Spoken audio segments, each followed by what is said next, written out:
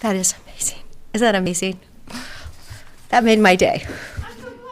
Yeah, I know. It's like, yeah, Susanna's going to go like, wow, Patty, that was fast. Okay, yes, are we ready to go? Please. It does, and it happens. Well, no, I just like meet the right person. Okay, please join us for the Pledge of Allegiance for our Board of Commissioners meeting on April 4th, 2022. I pledge allegiance to the flag of the United States of America and to the republic for which it stands, one nation, under God, indivisible, with liberty and justice for all.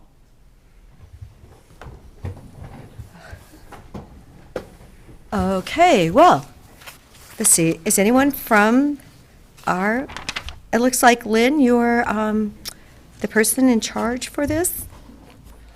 Yes. In charge. In charge, yes. City planner, senior city planner. Or at least the lead presenter. Is that all right? That would be lovely. Everyone just, Come on up. yeah, and just everyone introduce themselves so we get you on the permanent record. Here. And then I'm the least important part of this. So once we get situated, Well, Allie's the most important part. Definitely not. so commissioners, hello, thank you for having us. I'm Lynn McConnell. I'm the housing director for the City of Bend. It's great to be here today. Hi, everyone. My name is Allison Platt, and I'm now overseeing our core area tax increment finance district, and so serve as the city's core area project manager. And I'm Amy Fraley. I'm the Affordable Housing Coordinator with the City of Bend. thank you so much. So we're here to talk to you about some work that staff has been doing with your staff and with other taxing districts to talk about potential property tax exemptions to benefit housing in Bend. So we wanted to sort of walk you through. Next slide. We can control it, Can yeah. we control it? Okay. Yeah. It's all new being back in person. I know, in person. How to operate. But it's nice to actually see faces today. I appreciate that. It's been a while. We'll talk you through kind of how we've gotten to this point. We originally scoped 3 potential property tax exemptions. We'll let you know where we are with staff recommendation on that. And talk a little bit about what's called the public benefit for one of the 3 exemptions, which is our way of ensuring that we're getting what we want out of this, potential release of these funds that would not otherwise be coming to us. Really try to help ensure that you all know how to weigh in to our council as we go forward. We are more than happy to take any feedback you have today if you're ready for that. But if not, we are continuing with our council, intend to have a work session with them on the 20th and then go forth for a public meeting on these after. So we wanted to make sure that although we are continuing to build the ship, that we are getting you the information that we have right now so that you can weigh in as appropriate with whatever your feedback may be. So that's sort of what our status is, okay? So the idea here is really to get what we want from the market. We know, regardless of how we all feel about land use laws in Oregon, we only have a limited amount of land within our UGB right now. We don't know what's going to happen in the future, but we do know that we need to use that land as wisely as we can. And there's really been 3 main things that the community has been asking our council to do. One of those is they want to benefit affordable housing. One is that they want to benefit the middle income and the need for housing for our middle income population just above affordable housing. And the third is that they have expressed a desire to really concentrate density in our central area. That seems to be the area that the public is most enthusiastic about bringing density to Bend, is right there in that central. So not to take too much away from this, but this is a very Bend thing with Yes. the public and the people and the legislative intent behind this and the density of a core urban area. Not everybody sees it this same way. So this is a core project in the city of Bend. It's exciting to know that this could be done. We limit land expansion, and we're very proud of our land use system, but we probably could have expanded a little more, is my opinion. So I'm just letting you know, some of the words you used already, I'm like, oh, wait a minute, I don't know if I agree with that. So, and I'm just sharing. Commissioner Disbone, thank you for bringing me back to the Yep. larger picture. I do appreciate that. You're right. These are very Bend-centric right now and how we're scoping them, because that's the main Yeah. basis, right? And really, I think thinking about how your goals as a commission would or would not intersect with these and what we're not thinking of today that we should be. That's really the goal here. So I appreciate that. Thank you. You're welcome. The idea is that these three were brought forward as opposed to other potential policy solutions to really respond to those three things that the Bend community is asking our council for. And that's sort of how we got to this point. What we're also seeing is different types of development, specifically in that central area, than what we were anticipating. And so if that is the area of town that folks have slated for the densest development, love it or hate it, that seems to be the direction Just we're going. differing opinions are Let's- available, yeah. yep. If that's what we're gonna do, let's make sure we're doing it well, so that we're not spilling the density over into other areas where we might not want it as much, for instance. So we'll talk you through, each of these three have very different purposes that we're gonna talk you through today. So I'm kind of mixing terms and themes here, but wanted to let you know that's sort of the basis for it. So we wanna make sure that we are getting what we want from the market, and this is one way of asking for that.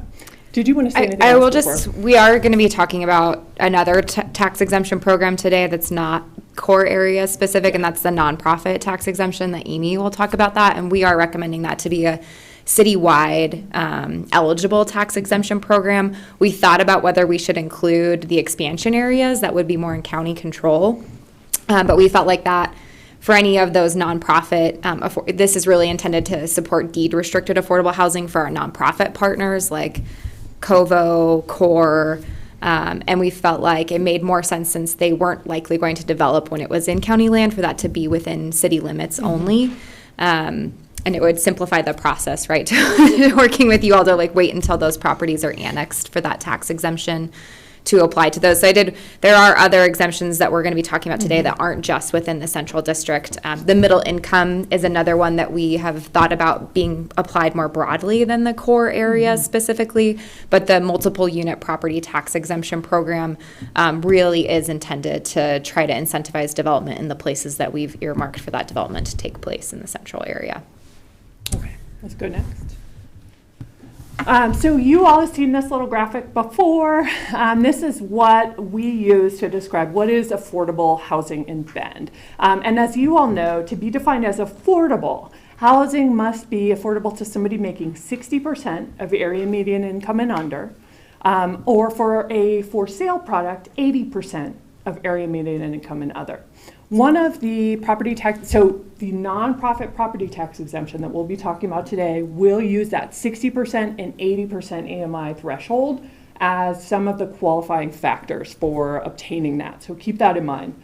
The middle income property tax exemption would go up to 120% AMI. So that is that range that you're looking at for that.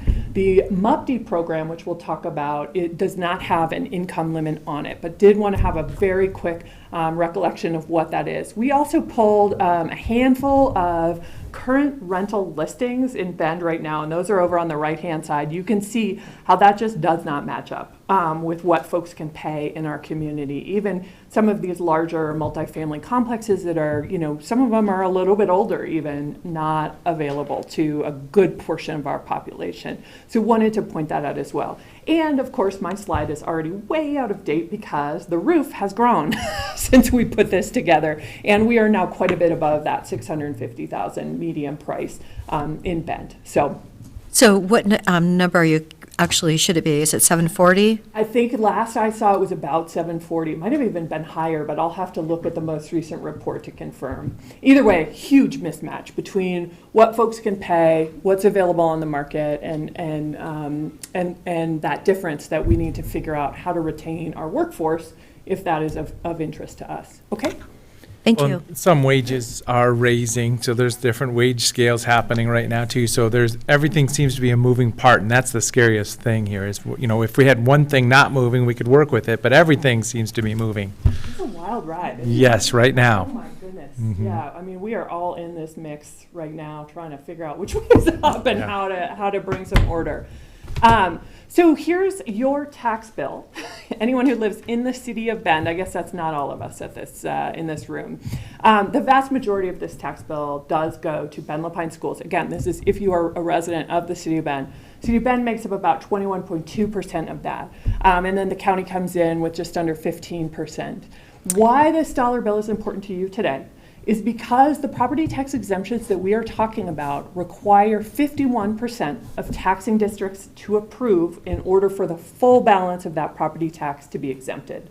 So individually, we each, if City of Bend does move forward with these proposals, could exempt our own portion at any point. But in order for the full tax bill to be relieved, folks have to get 51% of districts to approve. What that typically ends up meaning is us in the school district. Though I will tell you that of the existing exemption that we have in place right now, I traditionally ask our developers to come to you as well and come to Parks District as well to ensure that you get a say in that and get to have your voice heard before they come to us or to the school district to make those sort of final determinations. So just know that that's out there. I think that it is absolutely essential that we do respect the fact that these could go through with just the City of Bend and the school district approving, and so wanted to make that very clear to you all, that there is that chance that folks could just come to two entities and ask for on a project-by-project basis. So just wanted to point that out because you are a smaller part of the tax bill in City of Bend than you are in other places. So does that make sense? Did I cover that okay? Yeah. Okay. When you are doing similar presentations to the school districts, Correct. Park and Rec, and other large, other entities that represent large proportions of the. of Correct. We've had 2 staff level meetings with really everyone, including some of the ones that are kind of in the, asterisk column right there, the smaller districts, and then are trying to visit each of the elected boards that are interested in hearing from us before we go to our council. So not everybody wants to have us, and that's okay. But certainly want to be sure that we're providing info to those of you who do. Yeah. The other thing to keep in mind is Deschutes County, while on this graphic represents 14.8%, you also oversee, I believe, Yeah. the budgets for 911 service districts. So Sheriff. and sheriff's office. So there is a little bit, you have some of the asterisk as well under your purview. So I know Nick has been representing that interest very well. So wanted to make sure that was clear. I have a question. It says library on here 3.5, but has this been done after the library bond issue? Because So, and this would only, we're still actually meeting with the assessor's office this week to clarify how this impacts bonds. But from my understanding, this would only impact the basic tax rate okay, for each only of the the basic districts. rate. But I'm again, meeting with the assessor's office this week. So want to make sure that we completely understand how this impacts or doesn't impact existing or future bonds. Okay, thank you. Yep. And thanks for Scott's time. Okay. I did too. So nonprofit will hand over to Amy. So the nonprofit property tax exemption is exactly what it sounds like. It's for 501c3 and 501c4s. And so it was put into place in 1985, and I have to apologize, I just got new contacts, and so everything is blank. So if I miss one of the bullets, feel free to read them out loud. It's widely in use across the state in multiple cities. And one of the great things about this exemption is that the affordability or the exemption can last as long as the period of affordability. So it's not capped at 10 years or anything like that. We can continue to see it move forward as long as it meets the criteria. There's also not a unit minimum. And so what we would hope to see is some of that missing middle housing come into play in the form of single homes, duplexes, and triplexes. So the other part, as we were mentioning, is the 60%. So folks, when they come in that first year, are at 60% of AMI. But what we would hope for is with increased stability, so we're looking at that $48,000 for a family of 4, they'll go up to somewhere around 80% that second year, and they can maintain their housing instead of not being income qualified any longer. So it definitely supports stability. What else? It can be allowed in any part of the city is what we're recommending. Are you moving for me, Lynn? No, I'm going to get you my Copy. slide Thank deck up you. close. And they're the biggest con we see, or when we talk to folks about this, is there's an administrative burden for the nonprofits. So every year, they need to come forward with an application that has to be approved by the city. And with that, I think we can go ahead and move forward. So for the same exemption, they need to renew it every year. Exactly. Okay. And so what the city's committed to at the direction of the city council is to make that application as easy as possible. Thanks, Lynn, I should have done this already. I didn't realize how blurry it would be.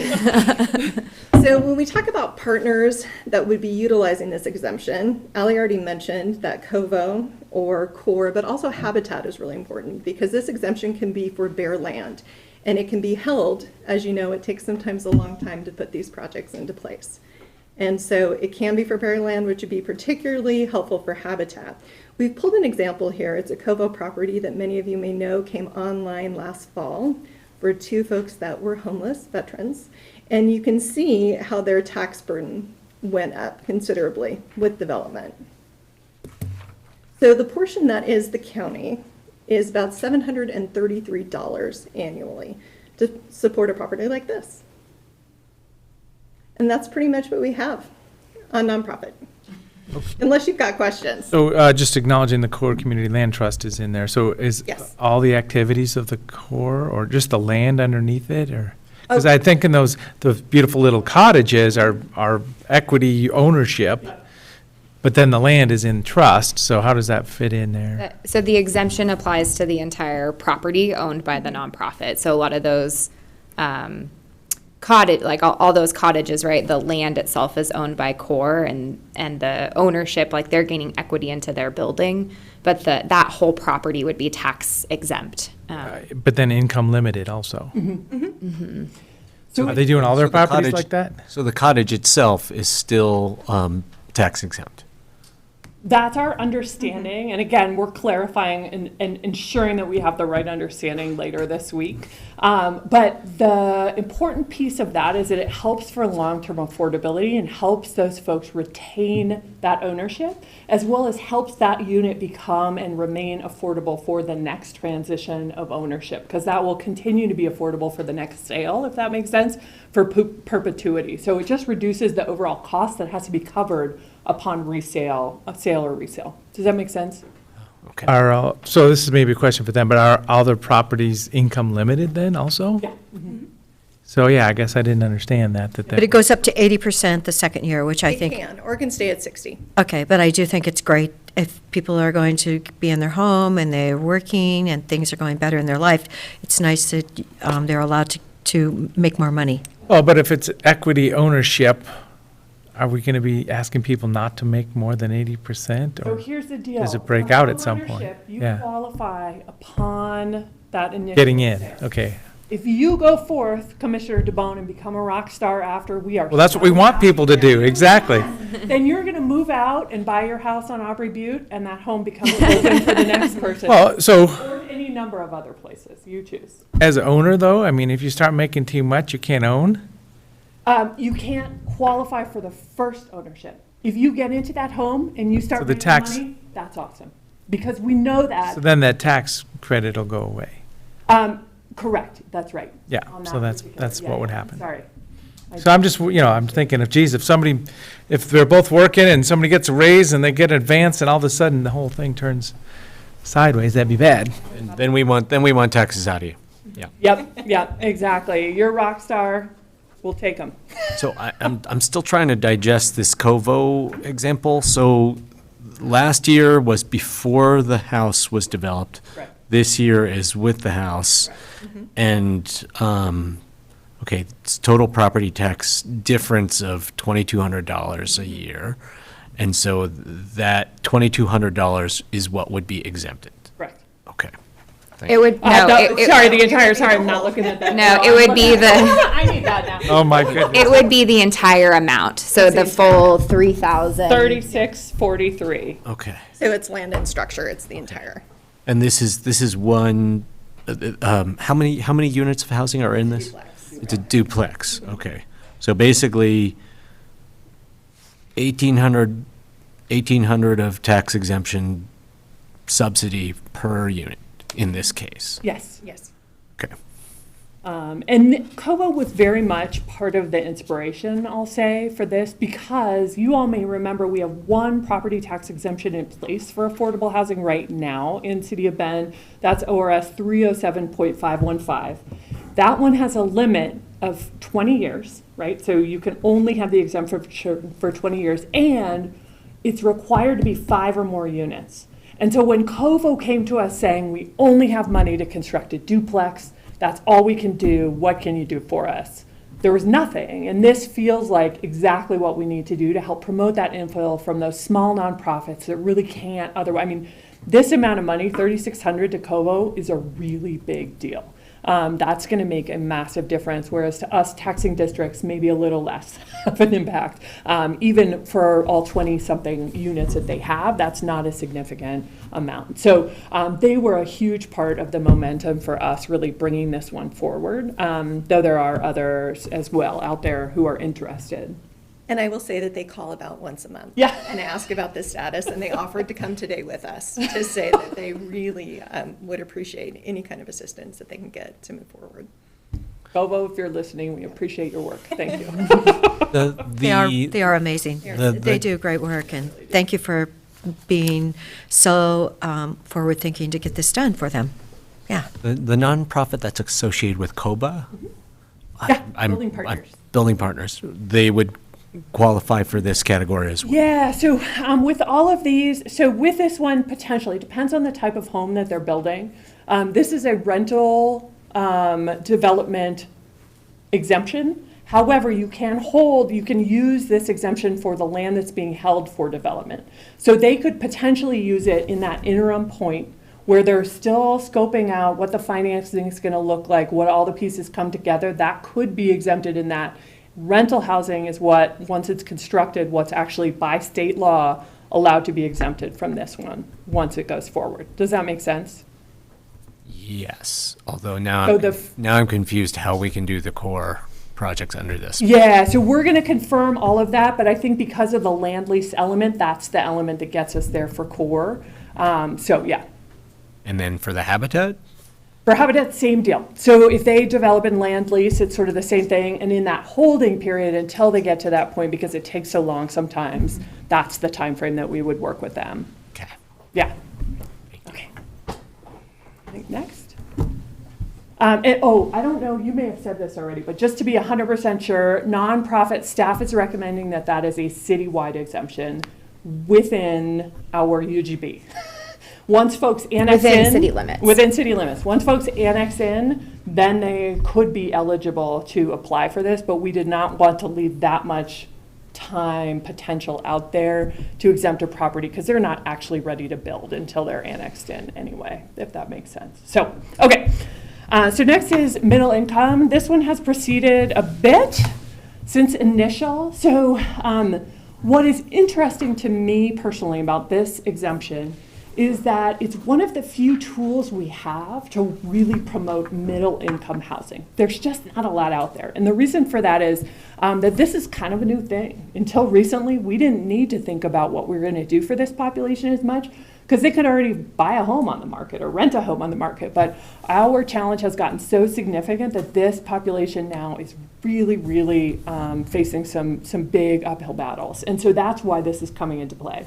So this exemption is in place in Tillamook County. They were the ones who piloted it, and they're the only ones right now who have it in place. I do know that City of Redmond considered it and chose not to proceed with it recently. So John Roberts was part of some of our conversations with Tillamook as we were really trying to look at how this might work. But they chose not to move forward with that. So the reason that, so today, the staff recommendation is that we hold off on implementing this. So I just want to say that up front. But I will tell you why as we proceed here. The reason is that this is a 10-year property tax exemption, and the way that it is categorized is a scale. The length of that exemption is based by state law on the number or the percentage of units that are in that development that meet this qualification threshold as middle income. So if you, in this 10-year framework, the way Tillamook does it, if you have 10 units in your entire building, one is affordable under this definition, what I call qualified, you would get a 1-year property tax exemption, and that's it.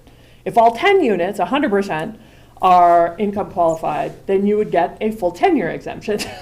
And it would scale within that. So it's only based on that.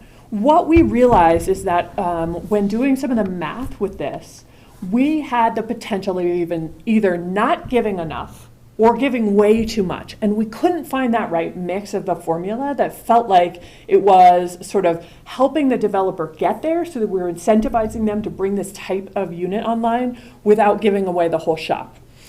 So the math is just not workable for Bend in the way that we felt responsible in bringing it forward. So as we discovered this, we want to keep this one on the table.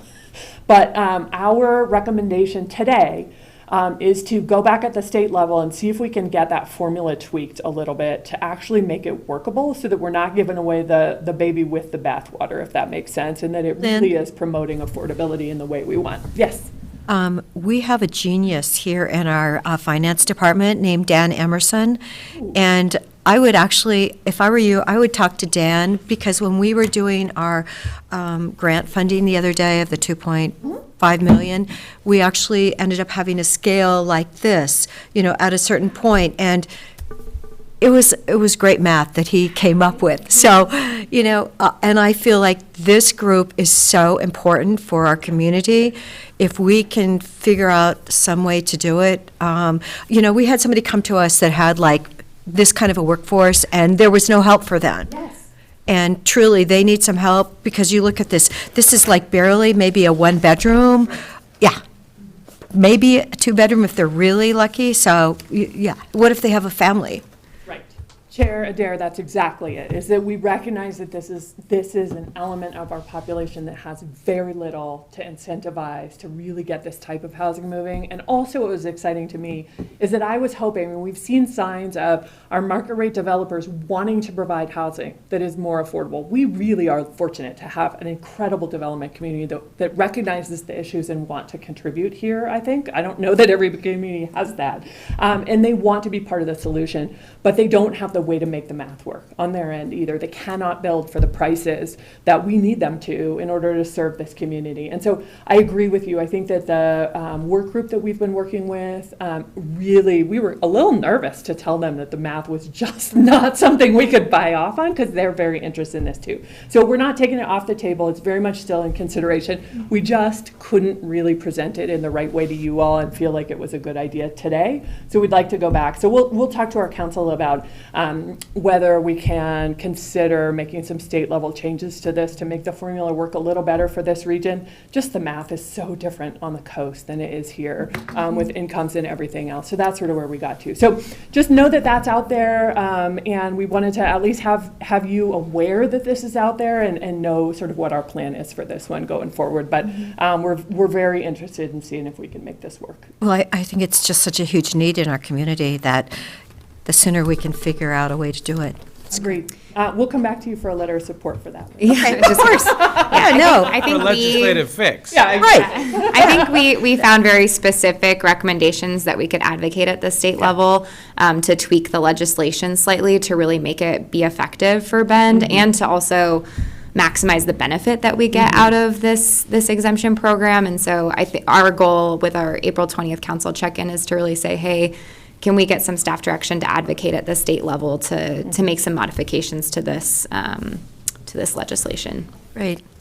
I think the work group too, it's indicative that no one is using it Yeah. except Tillamook County. There are certainly cities, including Redmond, that have taken a look, but we can't make it work. And so we think there will be wide consensus looking to make those changes on a statewide level.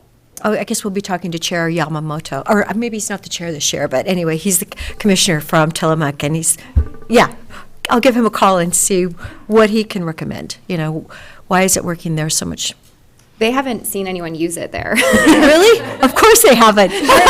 What's so interesting to me also in Tillamook County is that different, you know how we hit that 51% and everybody's exempted? They actually got that up front from all of their taxing districts because the need is so great. They got everybody to agree to more or less by right exempt anyone who came through meeting these qualifications for some term, 5 years or whatever it was, and they've seen nothing. So I think that shows me that, there's maybe some room for some tweaks that we all could benefit from. Room So- for improvement. Exactly. Okay, so now we're going to the more complex one. Y'all still with us? Sure. Here we go. So on this one, you are not recommending anything until the statute is changed? Correct. So we will ask for permission from our council to work with our, I'd say, larger, Our lobbyists. thank you, our lobbyists to get it all done at the state level if we can make some tweaks. Okay. Okay, well, I get the fun one. So I'll be talking about the multiple unit property tax exemption program. Some of you, I believe, were around when Matt Stewart, kind of the predecessor, came and probably spoke to the county about this tax exemption program. And we were pretty close to moving forward with adoption of this program right before COVID, and then COVID hit. Everything froze. Matt left the city, and so it kind of got put on a back shelf. And it was only recently that we had development interest in this program again. So we're bringing it back for consideration to help support some of our housing goals. So the multiple unit property tax exemption program, very similar to the nonprofit, the city would adopt an ordinance to make this a program within our Bend Municipal Code.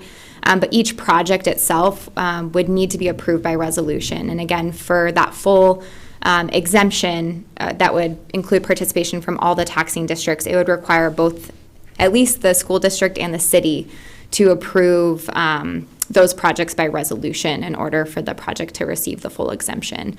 This program is really intended by state statute to be focused in core and transit-oriented areas. That was always sort of the intent of the program by the state statute itself. With this exemption, it doesn't exempt the full property. So it's different from the nonprofit exemption where both the land and the structure are exempt from property taxes. This would only apply to the improvements or the structures on the property. So the land continues to be taxable in this case. This exemption is really focused on it's intended to be a 10-year property tax exemption with the goal of trying to encourage or incentivize denser development that would have a higher taxable, value per acre than you would maybe see without this exemption program. And then the idea is that after that 10 years, it comes back onto the tax rolls and that we all see a greater benefit than we would have, similar to the kind of promise of an urban renewal district, but a shorter time frame. The exemption in this case could also be extended beyond 10 years if an affordable or low income component of the project was included. We are considering this program as a 10-year program, that kind of being the cap. I'm trying to think if there's anything else on this slide. Yeah, so again, that 51% of the taxing district participation in order to get that full 100% exemption. What you can do with this program, or what is really unique or special about this program and why we decided to pursue this exemption program instead of the vertical housing development zone program, is that the city or the municipality can really write the rules of this program and require specific public benefits be met in order to qualify for the exemption. And the state statute has some public benefit sort of suggestions that are primarily focused on income level, rental levels for the unit or affordability of the units, as well as things that would last longer than than the exemption itself. So public benefits that would exceed the length of the exemption. And so we have looked at 4 programs across the state to look at how they structure their programs and use that as well as input from our community stakeholders. We had a working group that we were working with comprised of city committee representatives to help us identify what the public benefit requirements that we would require for our program here in Bend to be. And so we've sort of kind of organized what those public benefits would be in sort of priority public benefits, things that the community really wants to see, things that we still want to see, and then things that are probably a little bit easier for a developer to include as a way to kind of categorize some of the public benefits that we've been considering. So these really focus on, at least 10% of the units being deed restricted affordable housing as a potential qualification for this program. If you weren't providing those 10% of units as deed restricted affordable housing, at least 30% of the units as middle income housing, and those have been, by our work group, those have been sort of the priority public benefits that they would really like to see from developments that qualify for this program. Offering childcare facilities is another one, given the demand and the need that we have in the community to fill that gap of offering childcare facilities. What we've heard, especially from the Park District, is, having the childcare facility is only half the problem. We also need service providers, and so they were really supportive of having an in lieu of fee that would be distributed to childcare providers in the community. So Boys and Girls Club. We haven't kind of fully written exactly how we would distribute those fees yet, but that's sort of the intention behind that childcare or in lieu of fee.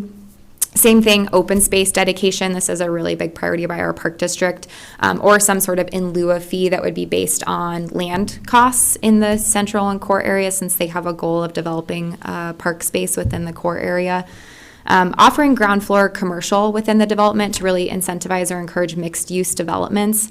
And something that I should clarify too is with this program, it's only going to apply to the residential portion of the project. So it's going to be the residential improvements only that are exempt. So in some cases or some case studies that we've looked at, sometimes that's only 85% of the improvement value that is exempt, because maybe they're doing the ground floor as commercial uses. So there is still at least a portion of the taxes that continue to go to the overlapping taxing districts, or in the case where it falls within the core area, it's enough where you all still receive your frozen base, and the core TIF district is still collecting some tax base as well, more than it would have without the development moving forward.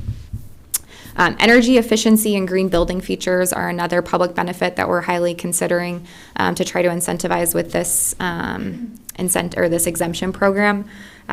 So you can kind of see the list. I think something that we're really interested in hearing from the county are there public benefits on this list that you feel are missing, or you would really like to see sort of prioritized as a requirement in order to qualify for the program. And the way that we're still sort of playing with exactly how we'll organize the requirements, but the thought is maybe you need to meet at least one from each list, or maybe one from the, two from the first list, or two from each list. So I think we're still navigating what's the appropriate level to ask for how to organize those requirements. So I think getting county input onto what your priorities are would really help us in crafting what those public benefit requirements really look like.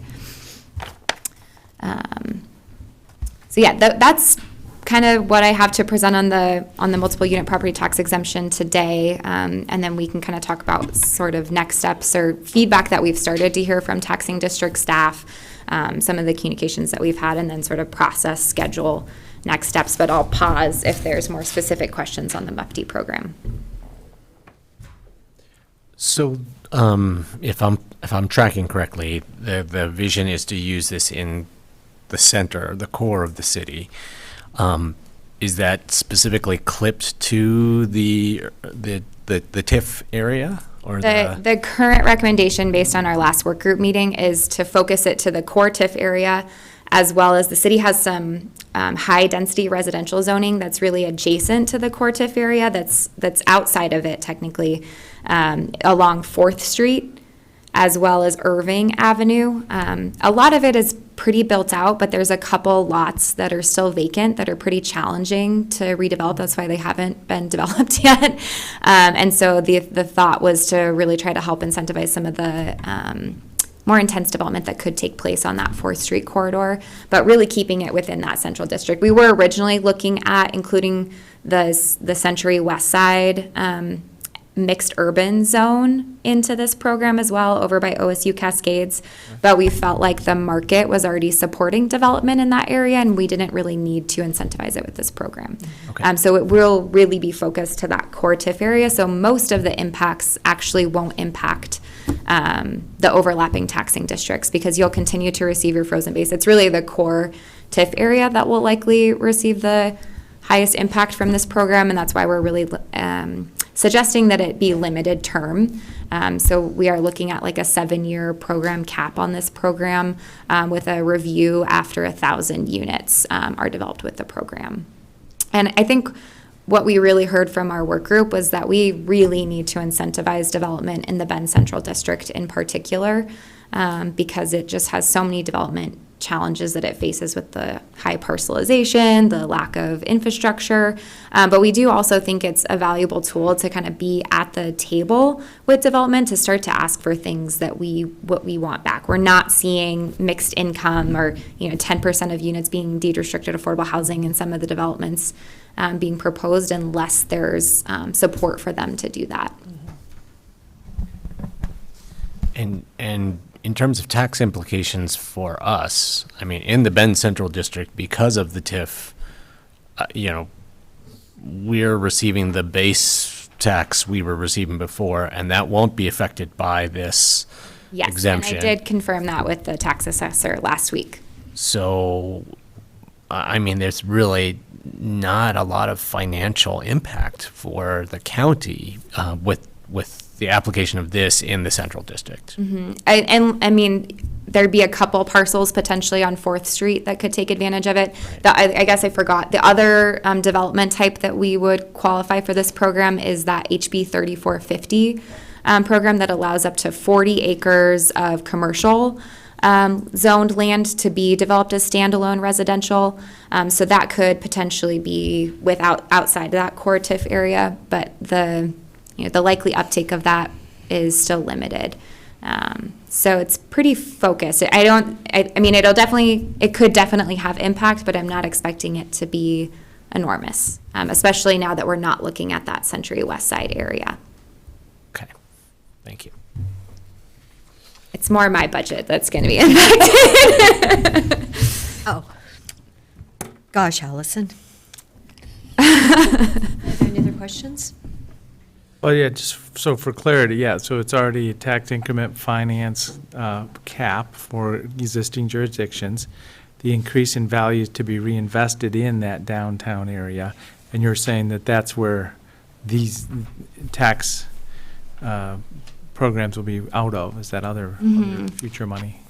Yeah, and I think that it's definitely something that we still want to be mindful of impacting the revenue that we have to reinvest into the area, but this is sort of an intended use of those urban renewal funds is to support these types of developments. And so I think what we would do is we would structure this program in a way where you couldn't utilize this program and also receive like a major investment from the TIF area on top of it, right? So we would monitor those two things with specific developments. Like, we're not going to give you like $5 million in TIF funding for your development and this annual exemption program, right? So we would really be monitoring how a development is taking advantage of the different tools.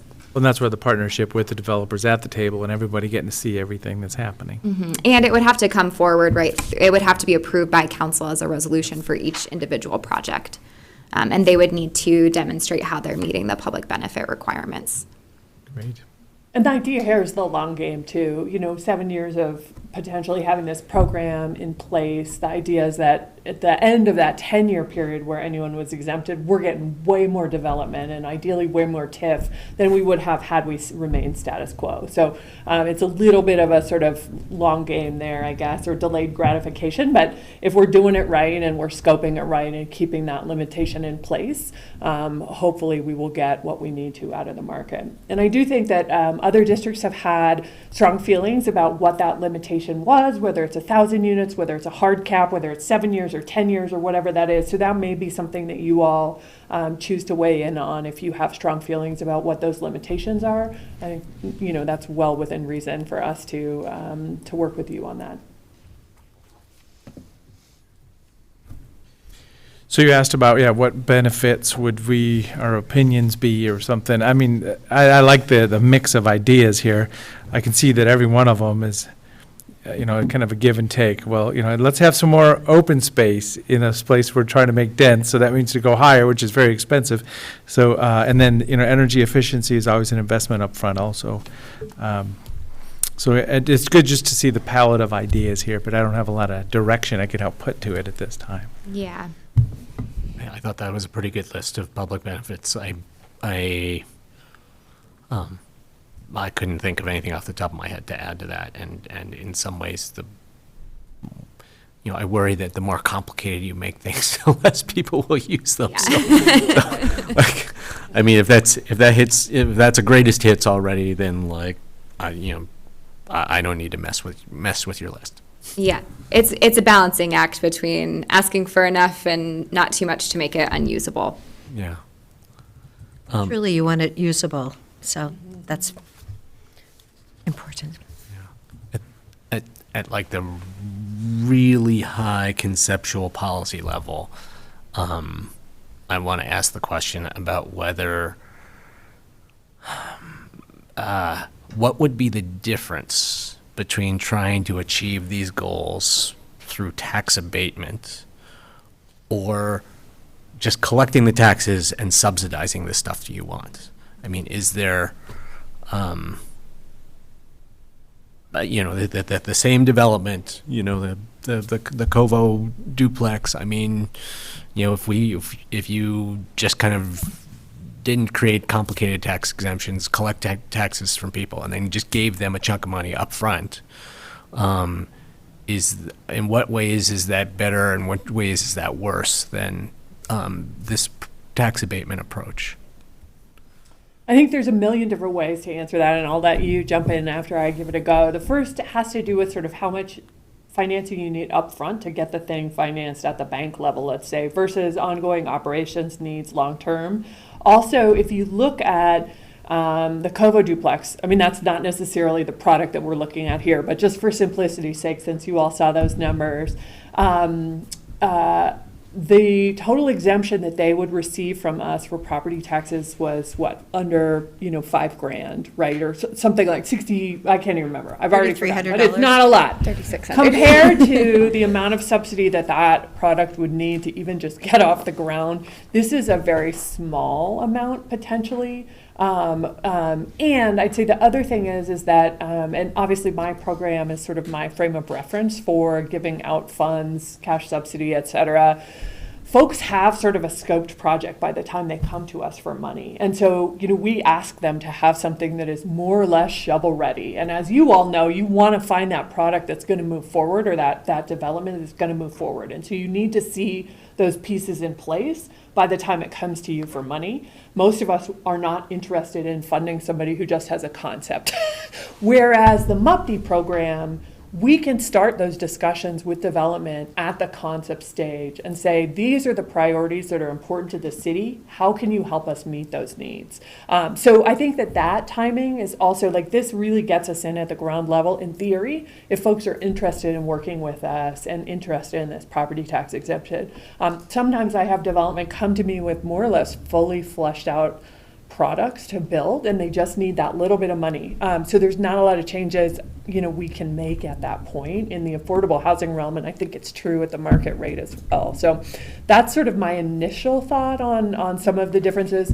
We are, and Ally in her role as core area project manager, I don't even know what your title is, the person who's going to make the core area do the things we want it to, is looking at all of those things as well. So we will continue. I mean, that was part of the discussion in the work group is, hey, can we make our SDC financing program more functional? Maybe that helps with this, and we don't need the MUPD program on quite the same level or on every project. So very much still looking at those incentives, and that's what Ally will continue to do. This just felt like, to some degree, low-hanging fruit because so many other communities are using it in the exact way that we are trying to for the Central District. Did you want to say anything else on that? Yeah, I mean, we've had those conversations in the work group of, can't we just exempt their SDCs, and that's potentially less money that we have to give away, but it might make more of an impact to the developer because a lot of those, right, the risk a lot of times is in the upfront costs versus the exemption program is really helping to reduce annual operating expenses, right? I guess I would say that there, and maybe this is like the pains of bureaucracy, right? Just the ways that our laws are in place. It's really hard for a city to do that. And then I think with the tax exemptions, it's an annual cost that you're letting go of versus the SDC exemption, right, is like it's an all upfront impact to the developer, but it's also an all upfront impact to the city, right? So we as taxing districts are annually collecting this revenue source that we're able to slightly exempt versus if we were to take that money that we're going to slowly exempt over time, it's a lot harder to give it up as an upfront giveaway. So it really has to do a lot with just like legal challenges of like, this has an opportunity and an open path to move forward with. The SDC doesn't as much, and then just cash in hand, the city doesn't necessarily have the ability to distribute some of its future tax revenue to like an SDC program in the same way that we can annually exempt something. Got it. Okay. The commission is, of course, more than welcome to continue to weigh in to us after today as well. But Commissioner Chang, if that's something that you would be interested in, I'm taking notes here in the background, happy to sort of add that to some of our taxing district feedback. If that's, so, continue to look at other incentives that might also help do the same thing. That's a reasonable piece of feedback we could provide to council. So I don't want to put you on the spot, but That was more like a philosophical Sure, question. okay. But something that I would like to see in future analysis is, this example, the Covo duplex example was actually super helpful. Like to really wrap I understand that before you set all the parameters for a program, it's hard to have an example because you don't know how long you're going to exempt this for, like what's going to be, what public benefits are going to be eligible. Yeah, We- but having an example to kind of wrap your head around and then mentally scale, and there could be a lot of this, or there'll just be another 5 of these. It is really helpful for kind of just understanding the financial impact, like that Covo example. It's like, We did $1,800 a actually- year, you get a unit of affordable housing for a veteran family. I mean, that's a, I can grasp that very easily, and it seems like a very worthwhile thing to abate taxes for. We did actually put that together with specific case study examples of different development types that was sent to taxing district staff. We didn't want to overwhelm everyone with a lot of numbers and graphs and things like that. But that is something that Nick has in hand that he should be able to share. We can share it directly with you all if that's helpful. And Commissioners, if I can just ask, was that in the Q&A? We just piece? sent Is that it. right? Or this was we'll get it more to you. recently? We'll get it to the top of your email box today if that Okay. works. Yeah. Yeah. Well, I just want to say I appreciate it because I did share with the commissioners the initial questions and responses that you provided. And I'll just share with the commissioners that your coordination has just been outstanding. Your responsiveness to our questions has been really, really helpful as this discussion continues, as you are doing everything you can to help meet this critical community need of housing, workforce, affordable, all types of housing, and in the locations that are the most beneficial to everybody, which is really terrific. And our 911 director, Sarah Crosswhite, and Sheriff Nelson have been involved in the discussions.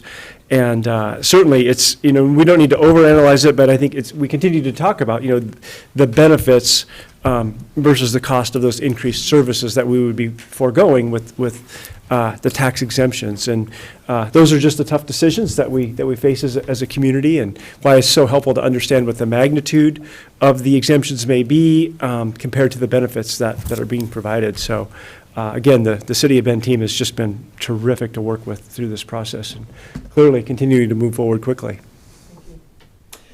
Well, I think that's about all we had. We may have had one or two. Here we go. Yeah, schedule from here. In April now. Yeah, we are in April. Wow. April 20th will be our work session with council to get a little more direction. So I would encourage this group, if you have very strong feelings on any of what we've talked about today, it would be most helpful if you could get that back to either us or to the council directly before that April 20th date. However, they will not be making a decision on that night. So we do have additional time. It's just, you all know how that goes. Sometimes earlier is a little better to plant the seeds when there's a lot of testimony coming in. So please feel free, either work through Nick and he can get it to us, or however you see fit. We are wide open to any suggestions, thoughts, parameters you'd like to put in front of us. And we will continue, Commissioner Dare, to look at that middle income one as well and see if we can make some changes. Well, I just know it's needed. It is, Yeah. it really is. So anything else for my team before we wrap? We would be looking, if we do get council direction, we would be looking at like a May 18th public hearing and adoption date for those programs as well. That's kind of the date we have earmarked. on our schedule. And happy to answer any other additional questions that may come up if you have time to think about it and they arise. So with that, Nick, I'm sure we have taken up far too much time. I'm surprised to not see your big hook yet, but thank you for letting us talk through these. And good to see you all. In- Commissioner Dare is running the meeting. It's up to her. I know. Well, I thought there Only was a 5 where minutes. You could get him to bring the goons in to get rid of us or something. we're only 5 minutes over the Okay. calendar, and because you may answer some of my great needs today, when you leave, we're good. So thank you so very much. Thanks for joining us today, and yes, truly the community is in need of more housing. So thank you. Thank you all so much. Thank you. 5 minutes isn't bad. Some days we're on time, and other days it's a little bit. It's a Monday. Yes, Emily, thank you for joining us in person. Yeah, of course. Thank you for having me. I feel like you're probably thinking that you were going to get away with not seeing me for another few weeks, but here I am, so you didn't get away with it. so. No, we love it. Well, good afternoon, and thank you for having me. I actually have a name change, so for the record, my name is Emily Horton, formerly Freeland. And I am here today for a discussion on the extension of 4 COVID-19 limited duration positions for 6 months, so that would take us through fiscal year 23. This request is funding neutral, so the funds have been identified through cost-saving measures, either leveraging FEMA funding to cover some of the costs of this staff. These are primarily vaccine-related positions, or just other cost-saving measures or open positions that we have currently. So these will be funded through program Element 09 and 10. To put this in a little bit of a context, as I know we've been here a lot with many requests, these 4 positions, like I mentioned, are primarily vaccine-related positions. So Alex Hinkle, he's a logistics person, manages a lot of our vaccine events, and then we have somebody who is managing a lot of the social media and the posts that we see about what vaccine events are when, and supporting our team administratively, as well as 2 vaccine nurse positions to continue giving vaccines and outreach in the community. One of those, Rachel Balboni, she does a lot of the homebound and direct care in the long-term care facilities, going out and vaccinating anybody who needs it in those kind of situations. So I also personally want to thank you guys for helping us create our standalone COVID structure. I can tell you that it's been very helpful to have that security in the last few weeks, and dealing with things like last week with the 4th dose or the 2nd booster being approved. Our team was ready for that. And we were able to, I don't know if you guys saw our social media post, but we had lines at the library, and we were kind of ready for that shift and to be able to flex up.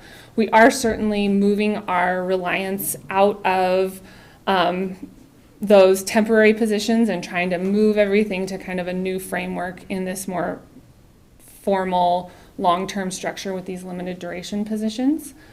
So I'd like to open it up and see if you guys had any other questions. How do you spell your new last name?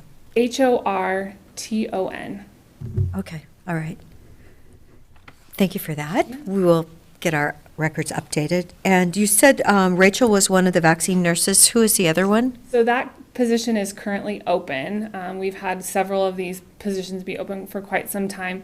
We're hoping with the way, so if you think about those bigger community clinics that we have to stack a lot of nurses in those positions and have like less hours but more people working them, if that makes sense. But we're hoping as we kind of move into something that's more targeted with lots of smaller vaccine clinics, outreach to specific groups, that we can, take that same demand and like stretch it out over a 40-hour, person's 40-hour work week, and hopefully be able to recruit some of those people into applying for that position, or whoever else, if that makes sense.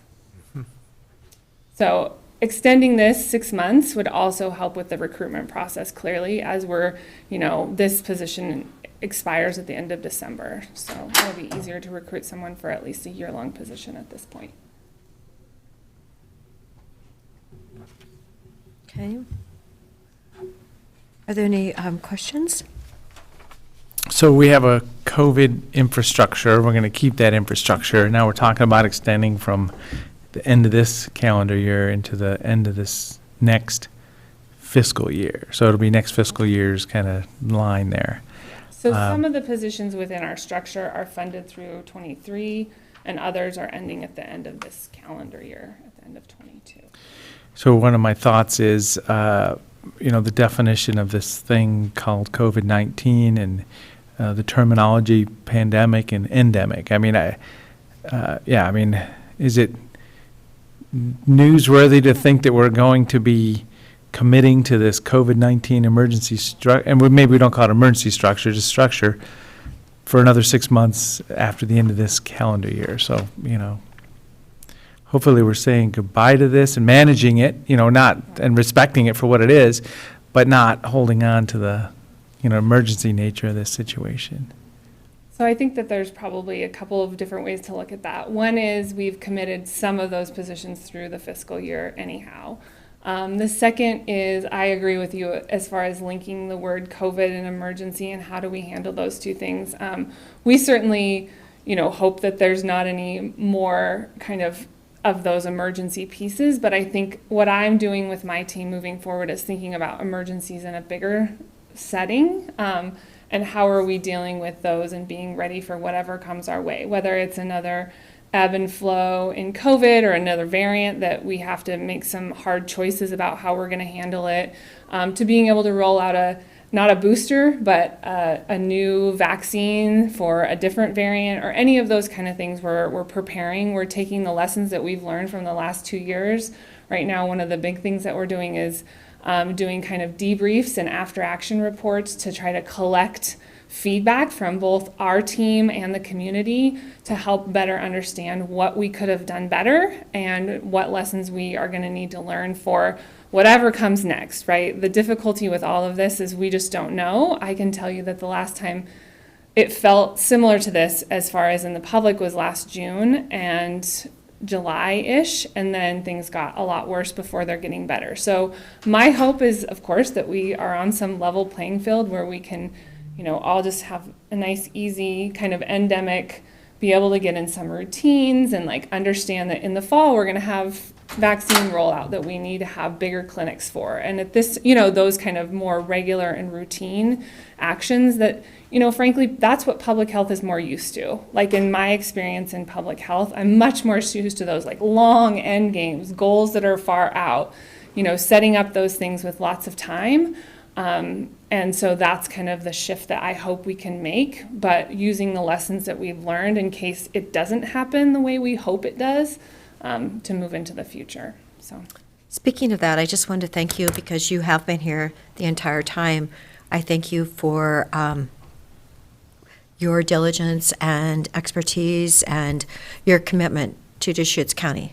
We've noticed, and it's been really appreciated. So, I know it hasn't always been easy, and when we have 4,500 positives in 1 week, and even last week we were still fifth most in the state, even though we were down at 16 or something on a daily. And now I believe the OHA is no longer posting. I'm no longer going to get a daily email, right? They're changing. Those are gone, and you can. At which they're sending out all that information. So. I think really shows that we are moving into kind of a new phase.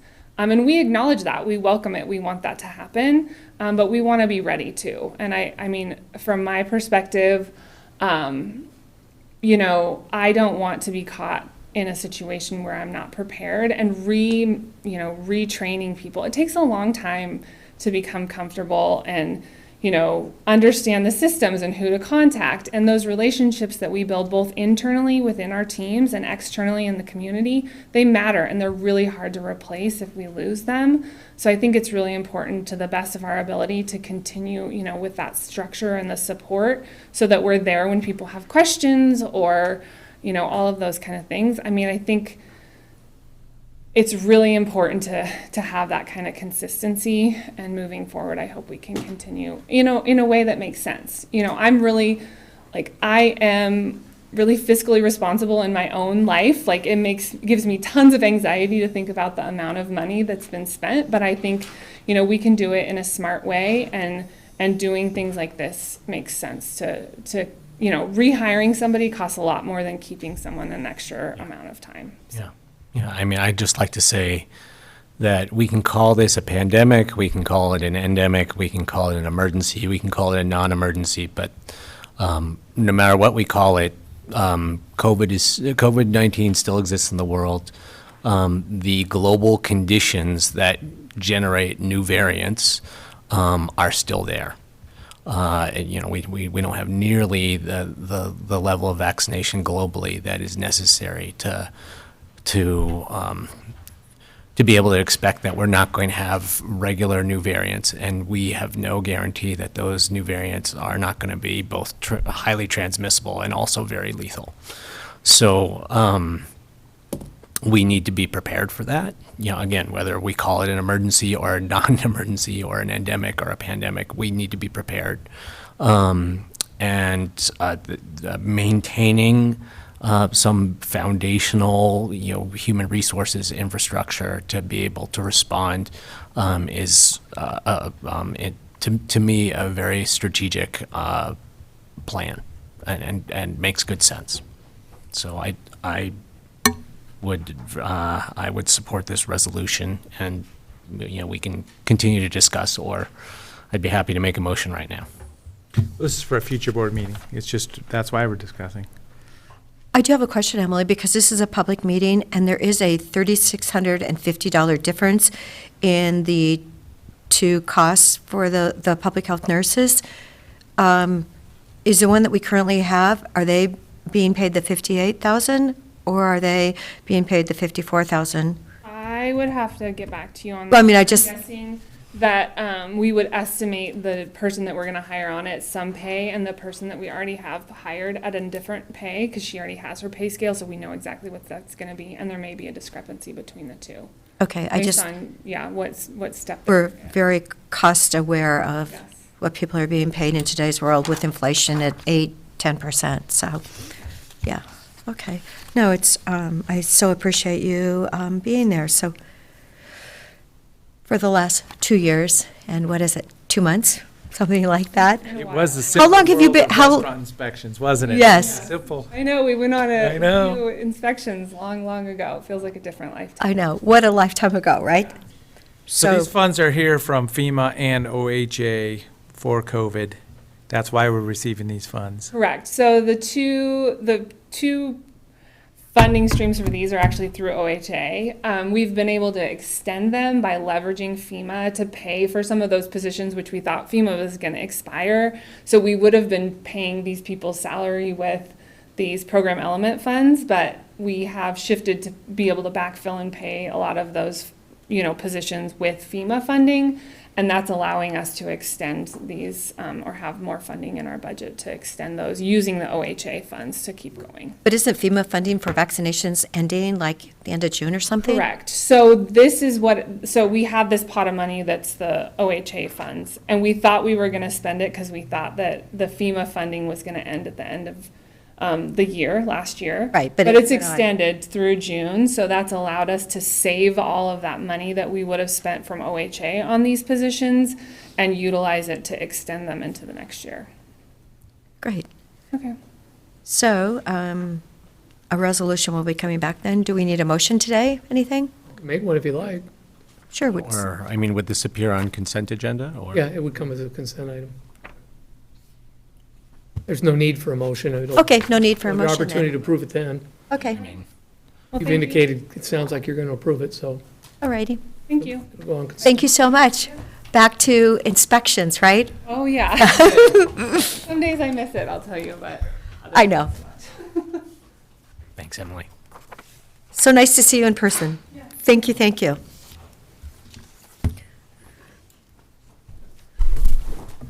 Good afternoon. How's it going, Commissioners? Good afternoon. And for the record, Tarek Rawlings, I'm an Associate Planner with the Community Development Department. And before you today is just an update into the Dark Skies revisitation process that was initiated back in November when we first came to the board asking about it as a work plan item. a revisiting of this ordinance. It's an existing 94 ordinance, has been on the county's work plan for the last 2 years. And so we went to the board in November of 2021 asking if we could proceed with revisiting this ordinance through a process primarily starting with the Planning Commission's review of that ordinance. Those series of Planning Commission meetings took place in January and went into February. They culminated in February, during February, with a panel discussion that was about a 7-person panel comprised mostly of Dark Skies advocates at that time. So there was a really vibrant presentation, a pretty long one that gave us a lot of good information from many different angles, basically in support of dark sky best practices by kind of current day standards and recommendations for how to incorporate some of those best practices into the existing ordinance. That discussion culminated with the Planning Commission in February conveying kind of 2 articles of support to the Board of County Commissioners today. So that conveyance is twofold. One is that they conveyed support for an update of the ordinance generally to reflect best practices was largely the focus of those conversations. And then the second conveyance of support is for an educational campaign focused on dark skies best practices. And so that's what's before you today is that conveyance of support from the Planning Commission, as well as kind of some background information in your memo related to some of the jurisdictions that we've reviewed in terms of their ordinance and sort of what the design requirements might be, some of the different aspects of those programs. Overall, we're asking the board for direction today in terms of where you'd like to see this revisitation go, where you'd like to see ultimately this program go in terms of how to couch maybe that conveyance of support from the Planning Commission into some next steps. One idea, kind of in light of staffing shortages, different sort of processes that are already undergoing, one recommendation from staff, just for consideration of the board, would be to include this discussion in kind of future revisitations and discussions of the dark sky ordinance, changes to the dark sky ordinance in the forthcoming county's comprehensive plan update. There's a lot of benefits to including it in that process, one being kind of an expanded panel discussion, so to speak, with more community input related to just different thoughts. They're usually fairly supportive, but maybe just differing perspectives around dark skies best practices. That's one thought in terms of the staff's recommendation in the memo to include that as a part of the comprehensive plan update process. But we would be, of course, amenable to any kind of different direction or other program requirements that the board had in mind. So with that in mind, I'm here for any questions you might have. Well, I'm excited about looking for those opportunities where, it's just some simple shading, some downward lighting could really change an environment. So it's a great discussion to have. I did used to work at an observatory in Hawaii, and I know what dark skies are. In fact, I was talking about the stars that you can see at night with your eyes are too bright for the telescopes that we're using. We would calibrate on known stars out in the atmosphere, and the ones you could see with your eyes were way too bright for the sensors.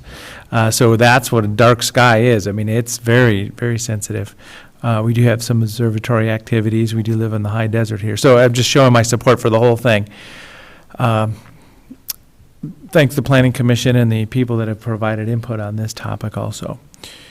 I do not, support that code enforcement spin-up situation at all, though, at this time. Let's just do community education, appreciation for dark skies, as I say, downward lighting and shading, a brochure or a simple website that explains what's a bad situation, what's a good situation, what do they look like?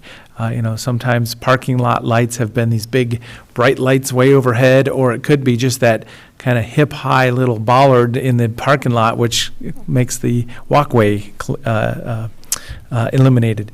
So there's all kinds of stuff we could go and talk about on this. As I say, I'm excited that we have examples. Was it Sun River that has reduced their total light output at night over time? So that's when you focus on it, you can really have some changes in that area. So.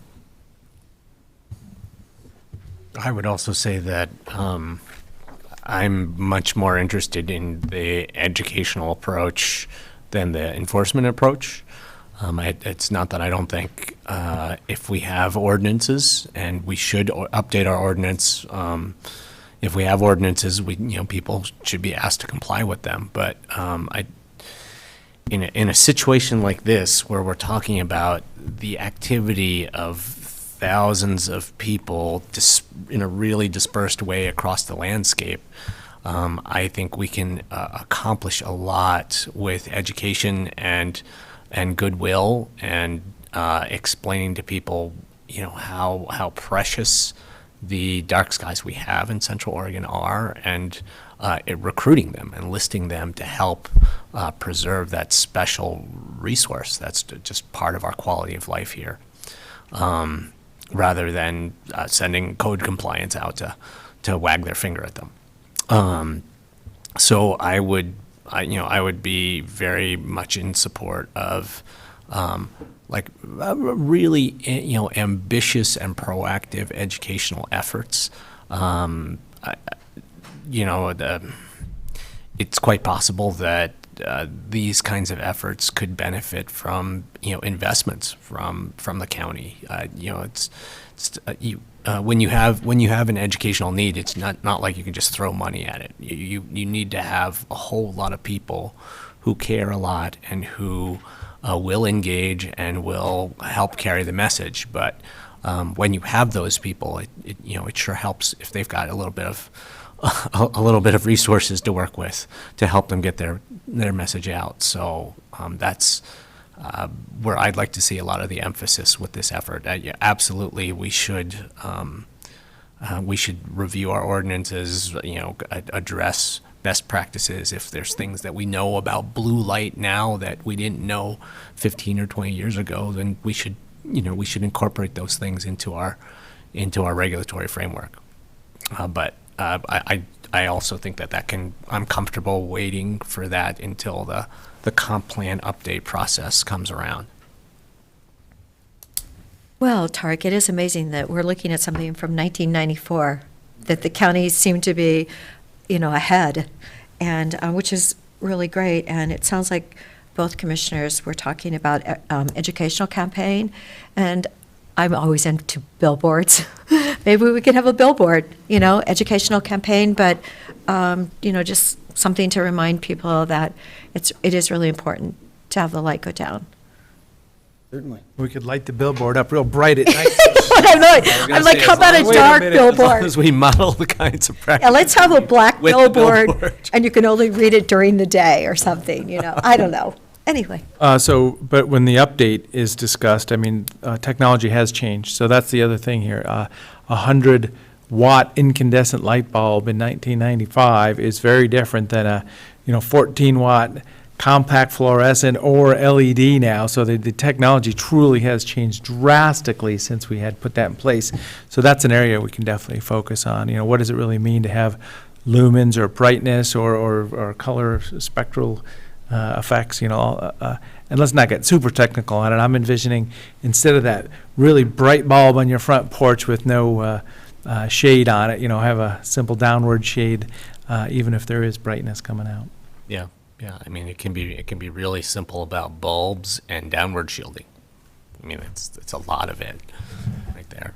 well, it is amazing. It was 28 years ago, so. And how many deer are in the backyard eating my bulbs? That's usually what I see with the, with the lights that come around our house. So, yeah, it's always a challenge. But I really do appreciate you bringing this to us and meeting with us individually. And, do you feel like you have enough direction from what we've said today, or? Sure.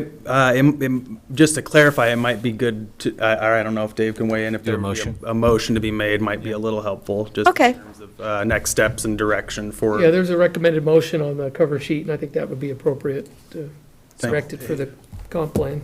I'll move approval to review Deschutes County's dark skies ordinance as a topic for discussion during the county comprehensive plan update process. And I'll second it. Okay. Any further discussion? This motion doesn't capture the educational campaign, and so I don't know what the process is for us to move forward in interest in that. Certainly propose a second motion, just encouraging staff to develop an educational program associated with this. That might come out of the comp plan work anyway, but It might, but I think it's a good idea to have that in the motion, or to at least provide that clear direction to staff now. And part of it is, and this is talking with Peter, and Peter, you can share this as well, is that staff will continue to enforce the lighting ordinance as they receive complaints, but I do know they also receive a lot of questions from interested people in the community that say, please come out at 9 o'clock tonight so you can just see just how bright it is. Well, this is clearly stating that that's not the direction. The direction is, if they receive a complaint, they'll process the complaint. Absent a complaint, they're not just going to send staff out at 9 o'clock at night to see how bright something may or may not be. Those will require complaints in order to process. Is that fair? Thank you, Peter.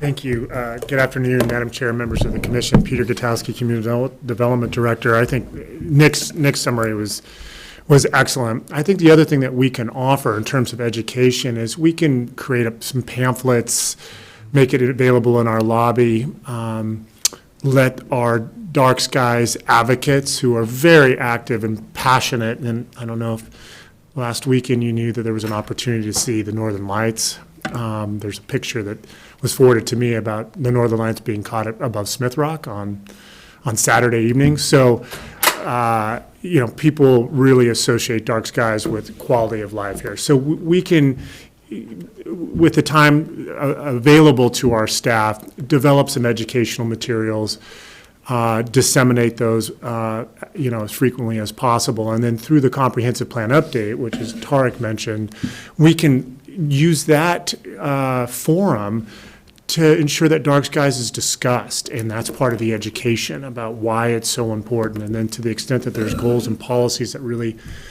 elevate the importance of revising our lighting ordinance to recognize some of the new technology that Commissioner DeBonne highlighted, we can do that. But I can say, personally, I really appreciate the consideration of the recommendation to elevate this through education and through the comprehensive plan update. I think it will make a difference, and through that process, we can determine what the next steps are, but not, getting any short shrift for the importance of ensuring that our customers and the general public understand that there's information that we can make available that underscore the importance of dark skies.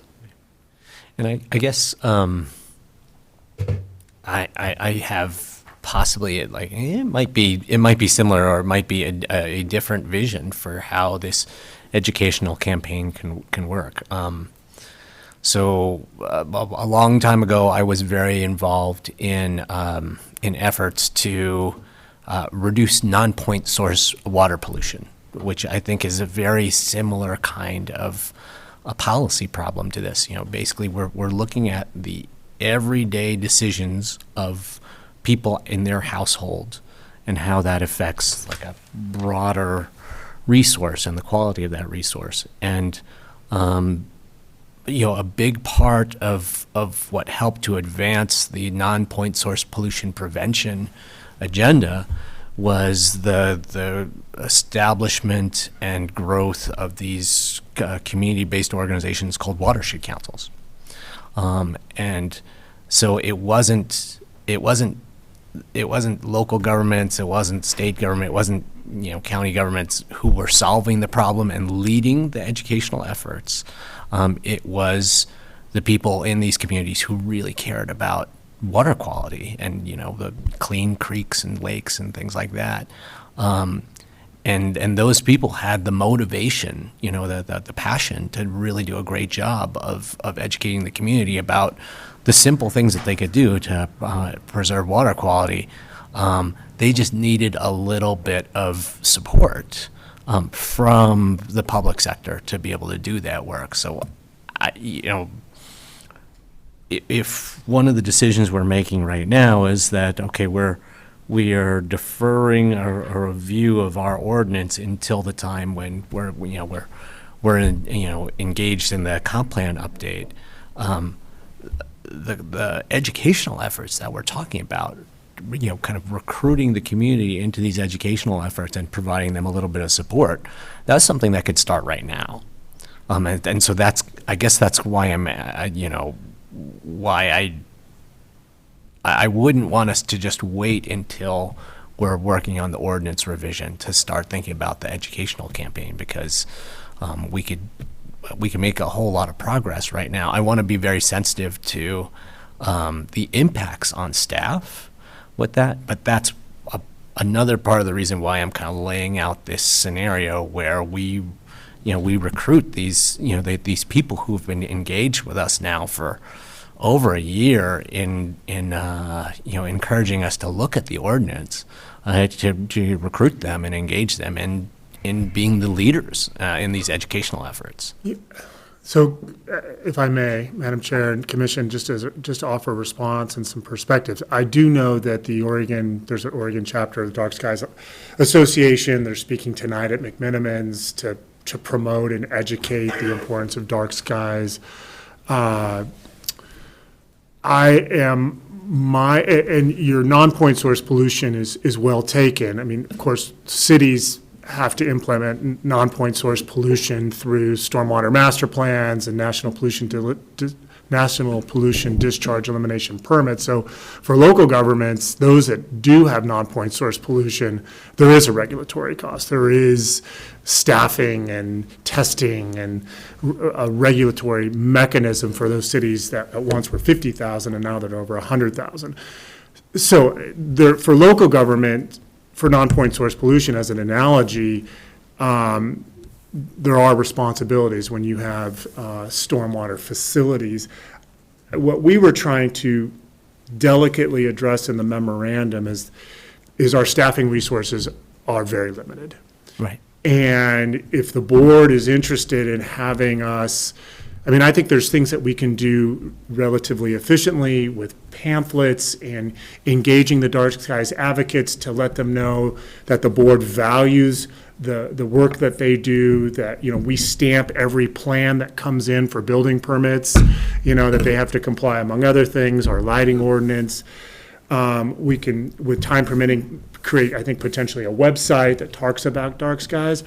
Anything above that, if you're looking for active engagement, creating partnerships, fostering this coalition, I would want to come back and discuss what the opportunity costs of doing that. There's just not a lot of bandwidth in our long-range planning section to embrace a rigorous level of support to promote dark skies in the way that you were articulating with non-point source pollution. So there's a bit of a tipping point where all of a sudden, I just want to make sure we have a clear understanding of what your expectations are, and if they're extensive, then we would respectfully like to come back and tell you what that means to our program.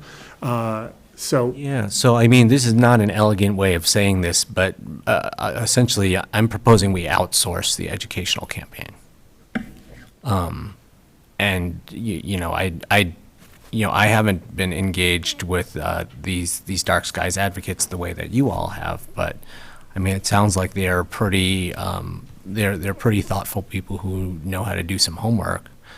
And if there was an opportunity to just say, hey, send us a proposal with a dollar amount, and we can look at that, and from my perspective, that literally, talking about the staff constraints that we have, it is literally an opportunity to take something that could be a workload liability for the community development department and convert it, and outsource it to a community partner that could do that work, hopefully well, and hopefully to our standards in a way that can accomplish a lot of good for the community.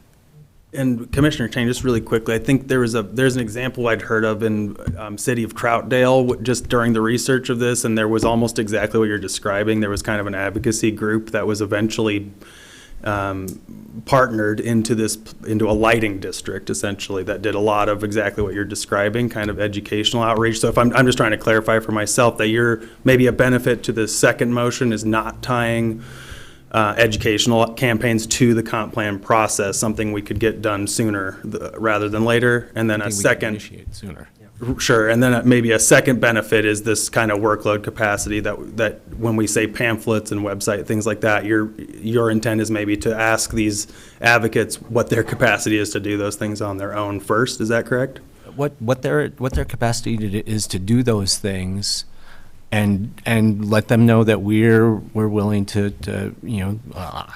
I won't speak for the other commissioners until we discuss this, but it's for me, it would just be smart to be willing to put some money on the table so that we don't have, in this incredibly staff-constrained environment that we're working in, so that we don't have to do the work. The other thing that as the board contemplates this opportunity, the other thing that I observed, so this is just my lens of the extraordinary presentations that were made at the panel. And there's a link in your packet, I think it's footnote number 2. If you select that, you go right to the meeting and the video, and you can see some of those PowerPoint presentations. But I'm not at all diminishing that there's light pollution in rural Deschutes County. There clearly is. But the light bulge are predominantly generated, the light dome is the term, are generated from our 2 largest cities, the cities of Bend and the cities of Redmond. And so I think the Dark Skies advocates are passionate, and they see this opportunity where Deschutes County is the first local government in our region that is discussing it and is willing, and in our work program has afforded a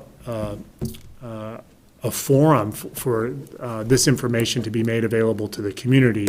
But as you look out over time, and again, I'm not trying to diminish that there's not things that can be done in the rural county, over the next 20 years, there's going to be 100,000 more people in our region. Most of them are going to be in the cities. When you look at another, at 50 years, 200,000 people are in our region. Most of them are going to be in our cities. And when you look at rural county population projections, rural county population flattens. And it's not to say that there's not going to be lighting and there's not going to be development out there, but I think it's important to acknowledge where our biggest light emitters are coming from.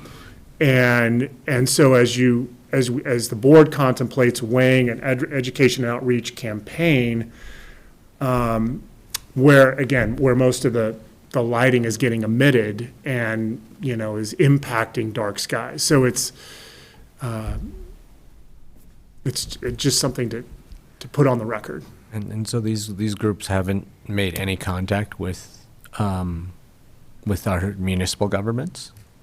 Not to the extent that they have with ours, because I think we have this vibrant work program that affords our residents, our constituents, to engage on topics that they find very meaningful. And as Tarek noted, for the last 2 years, it's been identified and they mobilized, and we had the capacity starting last fall to convene a panel. And so, to their credit, they have mobilized. I mean, as I look at our Chair Adair from Siskers Country, sister school districts engaged, and they have teachers.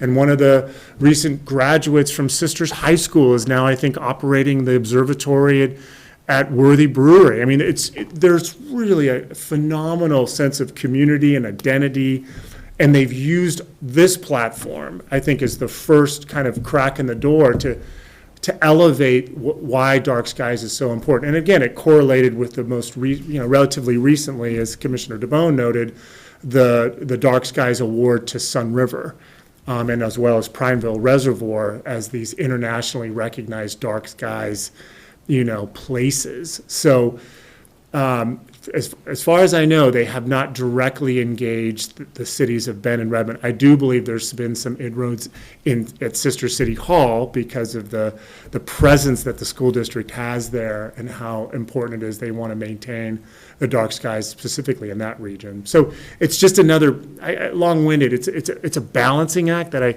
I'm acknowledging as this issue has come up through our work plan, which again is focusing on on lands within our jurisdiction. So if I could just offer a couple quick comments. I'm hearing support to revisit the ordinance and the program during the comp plan update. Right. Pursue the educational campaign until that happens. And I think one thing that you can do is, Laura is here in the back, Skundrick.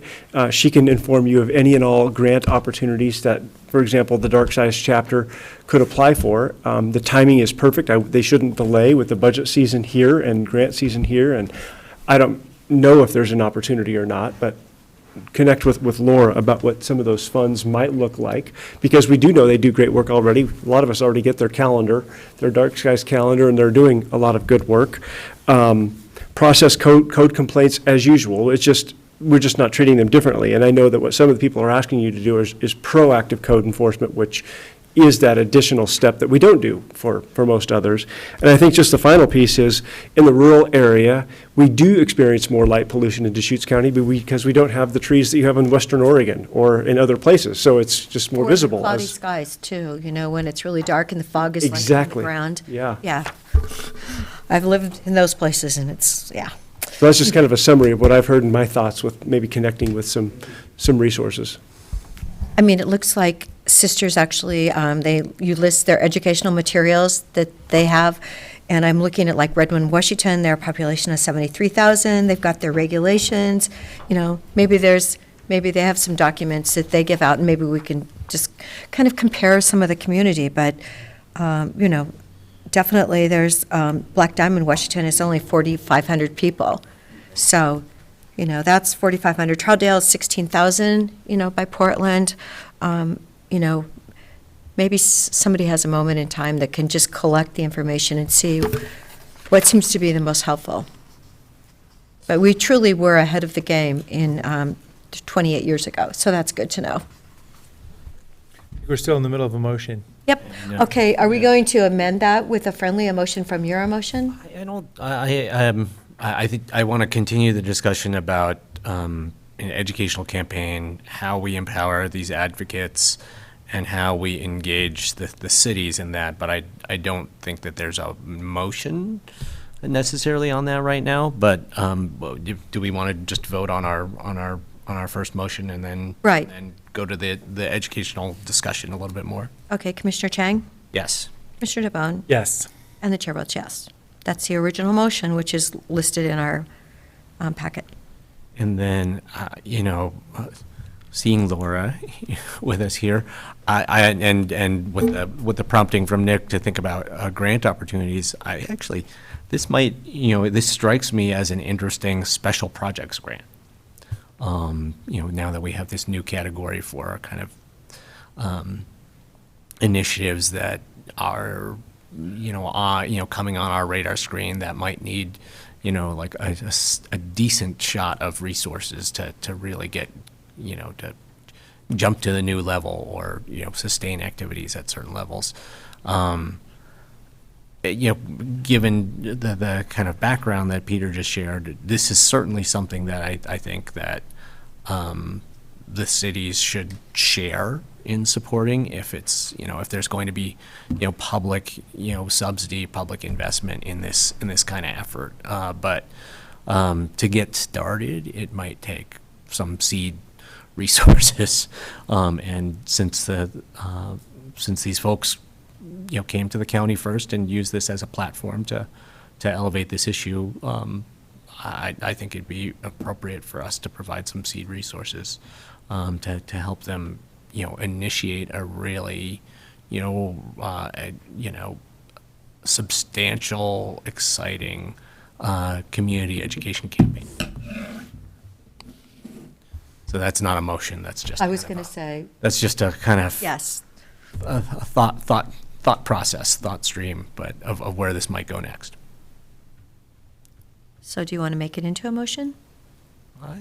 Does Well, it- so- I mean, like we Well, we don't even know if they want There's a special project grant. So I mean, I'm happy to go and meet with some people and explore this idea. I mean, those were the two recommendations from the Planning Commission. First, to update it, which we are going to do at the point in time with our plan, a comprehensive plan, and then explore an educational campaign. That was number 2, so. Sure, I think if there isn't a motion to be made, we can certainly come back at a later date and maybe give some ideas around educational ideas, something like that. That sounds like a helpful idea to the board. But that's very helpful next direction just for the comprehensive plan update portion, so I appreciate you giving clarity on that one. And I would add, Bill Kowalik, is that? Right, You know, if Commissioner Chang, just since this, I don't think there's a motion, we can reach out, Tara can reach out to Bill Kowalik, and I think it might be worthwhile allowing him to engage you just on his thoughts, his passion. I mean, he could engage all through, I'm not singling Right. other commissioners out of that conversation, but it might be helpful to listen to his perspective, and Tara can certainly alert Bill to potential grant opportunities to the extent that they're eligible and it's available. But I know that he would value sharing his experiences and this passion that he has, and certainly if other commissioners are, interested in Bill's response, we can extend that as well. Yeah, I one-on-one. mean, there's a number of ways this could go. I mean, Commissioner Dimon, if this is, this is something that you have, a specific background in, like in this issue. I mean, if you wanted to explore the possibility of supporting an educational campaign, I'd be happy to step back on that as well. Or we could have Bill Kowalik come and do a presentation for the whole board, and we just really drill down on the educational campaign piece of this. So I'd be hesitant to, empower the advocates of dark skies to be funded by the county to point out to everybody how we need to change our ways to have dark skies.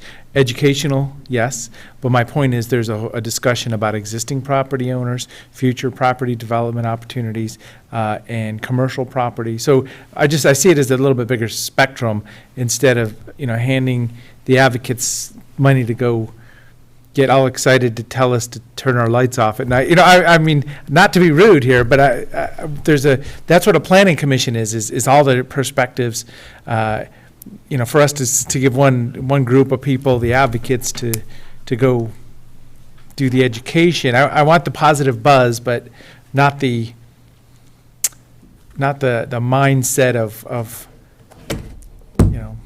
Well, I don't know what the terms are. Planning Commission is not going to be nearly as effective at getting this message out in the community as the dark skies advocates. So I'm looking for where the capacity is to do educational work, and I don't think it's in our CDD department, and I also don't think it's in our Planning Commission. I mean, we have a recommendation from the Planning Commission to explore an educational campaign, and so. Well, I guess, so a brochure says, be careful of your light emissions at night on your property. Please downward facing, shades on existing lights, and think about it when you put new fixtures in. We spend, $5,000 or $10,000 and put that out in the media, or we put it on Facebook. I'm just saying, there's other ways to do I'm it. not saying that, I wouldn't say that educational brochures aren't useful and important, but, to circle back to the non-point source pollution world and the discussion that we started with Peter, I've worked on, in that particular realm, in the non-point source pollution realm, I've worked in the public sector side. I've worked in the community advocate, nonprofit side, and I can assure you that the work that community advocates do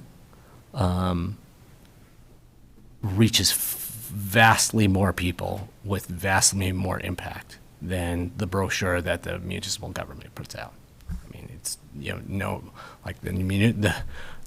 the brochure is the thing that you leave people with at the end of a presentation, but the presentation is what has the impact. And, you know, in today's day, in the, you know, the day and age today, you know, like, yeah, social media is one of the ways to get information out. And it's just not going to, it's not going to have the reach, and it's not going to have the impact that it would have if it comes from county government. Okay, but then again, reading legal authority in our memo, it says Deschutes County does not have the legal authority to require all existing exterior lighting in Deschutes County to come into compliance by a certain date. It does have the authority to require outdoor lighting compliance for all new and replacement lighting. So, and then it's, legal counsel continues to reiterate the heightened risk of applying retroactive review to existing fixtures as both a constitutional legal principle and a codified rule within the state statute. So it's a balance. Well, no, it's we're talking about completely different things. We're talking about the regulatory, the regulatory approach and the enforcement approach and the voluntary educational approach. And it is absolutely true that, you know, across the United States, there is technically legal authority to get people to stop creating non-point source pollution, but there is essentially zero capacity to enforce that. And what actually gets people to stop pouring their oil in the street or applying too many fertilizers to their yard is appealing to their goodwill and to the care that they have for their creeks and rivers and lakes in their community. And this is a very similar thing. There's a lot of goodwill in this community for what makes Deschutes County a special place. And Dark Skies are part of that. And people, you know, if you reach people with the information, there's going to be a lot of people who are willing to, like, oh, I'm going to go run to Home Depot and, like, buy some, you know, downward-facing shields to put on my lights, whether I'm doing a new construction project or a renovation or not, right? And so, I mean, to speak to the what you were just reading out, Commissioner Dare, there is nothing that compels somebody to go to Home Depot and buy that downward-facing shield for their existing home. But, you know, if we tell people, if we explain to people that simple action that they can take, that, you know, I don't know how much it costs them, $30, helps to preserve our dark skies that make this, you know, their home a really special place, there's going to be a lot of people who'd be willing to do that on a completely voluntary basis. They just need the education. So, yeah, I guess I was just pointing out that I'd be hesitant to select an advocacy organization just at a board meeting and say, you guys go do this. A marketing campaign, if there was money to be put out, an RFP for putting a positive spin on this, which is exactly what you're referring to, a lot of common ground on the vision here. So that was my starting point. Is, you know, I'd be hesitant to just pick, you know, an advocacy organization to go do this at a board meeting. So I'm not against them either. I was just thinking of the business of this. Okay, so what's the process for exploring whether this particular organization is actually suited to be able to both do, you know, voluntary education and, you know, ordinance advocacy, both, because there are a whole lot of, you know, that's so, you know, not to dig even deeper into the non-point source pollution world, but watershed councils, their job is to go out and help people do voluntary conservation. They have no regulatory sticks. They are not enforcement organizations. That's the whole structure of. I mean, you know, in the state of Oregon, you know, watershed councils are this, you know, statutorily created thing, and that is. You know, that is explicitly stated that they do not force people to do things, that it's all about, you know, voluntary stewardship measures. So there are, you know, and you know, even if the organizations that exist are, maybe they're not suited to do educational, voluntary educational work, I can guarantee you that there'll be people who are connected with that organization who, if you say, oh, we need an education-oriented initiative in our community, they'd be willing to crosswalk over to that. So what is, I guess what I'm asking is, what do you think the appropriate process or procedure is to find those people? Well, I'm just looking at the chart. The next page has Malibu and Ketchum, and they both have educational campaign and material to give out to their residents. So why not take a look and see what kind of information they're giving out? If they're probably really good at convincing people this is what, we should be doing. So it'd be nice to see what their material is. Have we ever looked at that?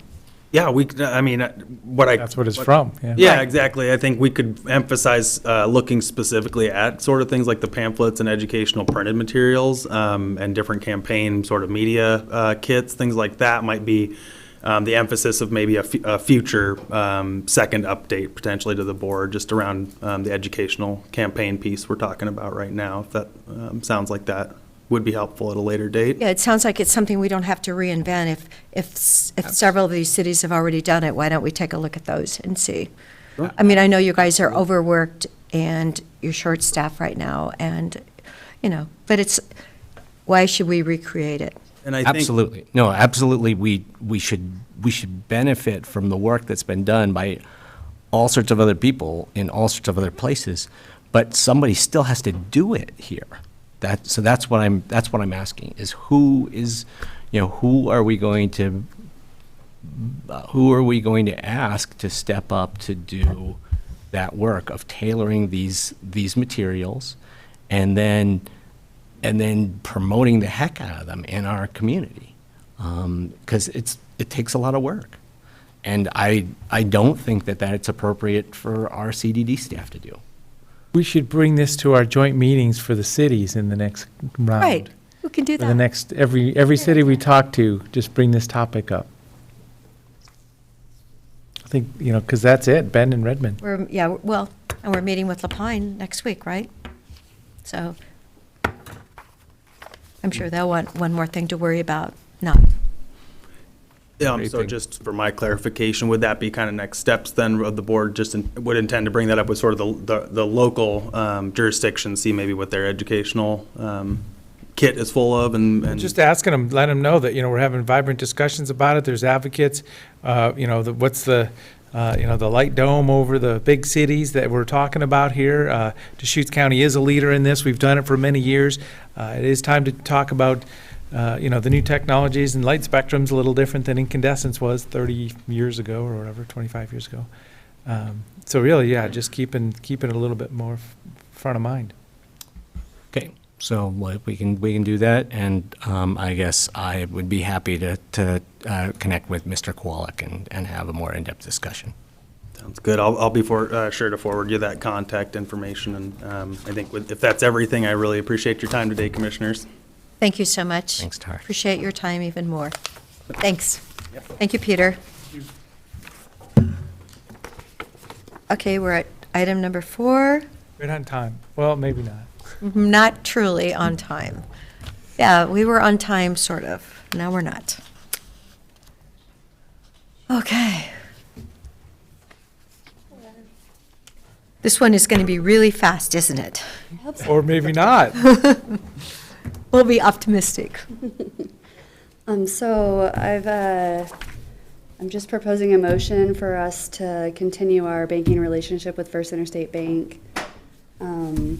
We went out for proposal in January. We have a committee that included Joe Brundage from the Sheriff's Office, Sherry Pinner from CDD, Christina Partain in Solid Waste, and then me, Greg Munn, and then Casey Harden in Finance. Oh, and also Judy Haas in Finance. So pretty big committee that's all worked pretty detailed within banking over the last 10 years. We've been with First Interstate Bank. Well, technically we were with Bank of Cascades and they were bought out. And so 8 years with First Interstate Bank. We had 5 proposers. They all were pretty similar. Nothing stood out, though, to make us warrant switching from First Interstate Bank. We've had a really good working relationship with them for a long time. I honestly think we're kind of spoiled from my standpoint. Do y'all have any questions on? So this started with a request for proposal for banking services. Yes. And was that so you said we're finishing up 8 years and it's kind of a 5-year window that we're trying to do? Yes, so, yeah, we signed a 5-year contract, 2 one-year renewals, and then we had a 1-year emergency renewal for COVID. Okay, oh, yep, okay, there you go. That's, Required to go out for- that's the rest of the story right there, okay. Yep. No, and it sounded like 5 other banks, or 5 banks in total where the proposals went to, so that's good. Mhm. And we're still going to hopefully be spoiled by First Interstate, Yes, I hope so. if we have a motion. So, any questions? Bless you. No So question. there's like an expected minimum balance and some interest rate agreements and relative to local government investment pool also, right? Mhm. And it's all been riding down for the last couple of years, though, interest Mhm. rates, obviously. Yeah, the interest rate bottomed out, I think, and we're going to start to see it rise a little bit again. But it's been really low. Mm-hmm. It has still been covering our fees, though, for banking services, so that's good. Great. So this is a notice of intent to award contract. With that, I'll move board signature of document 2022-345, a notice of intent to award contract for banking services to First Interstate Bank. Second? Any other discussion? Commissioner DeBonne? Yes. Commissioner Chang? Yes. And the chair votes yes. Thank you, Jana. Thank you. Okay, item number 5, it looks like it's Nick and Whitney, maybe? I can cover it. Okay, there she is. Thank you, Commissioners. Administration is Nick Lelak, for the record here for this agenda item, joined by Deputy County Administrator Whitney Hale. We're here to request approval to add a new position to Administrative Services for a Management Analyst position. Specifically, the title of the position would be Strategic Initiatives Manager, which is an increasingly common title we're seeing in local governments to really carry out elected officials' priority projects. We've listed several of those here, the most recent of which that has been identified as a priority for the board is the Commercial Property Assessed Clean Energy, CPACE, project, but there are several others. Coordination with the Joint Office on Homelessness, the Camping Feasibility Study, staffing the Cannabis Advisory Panel.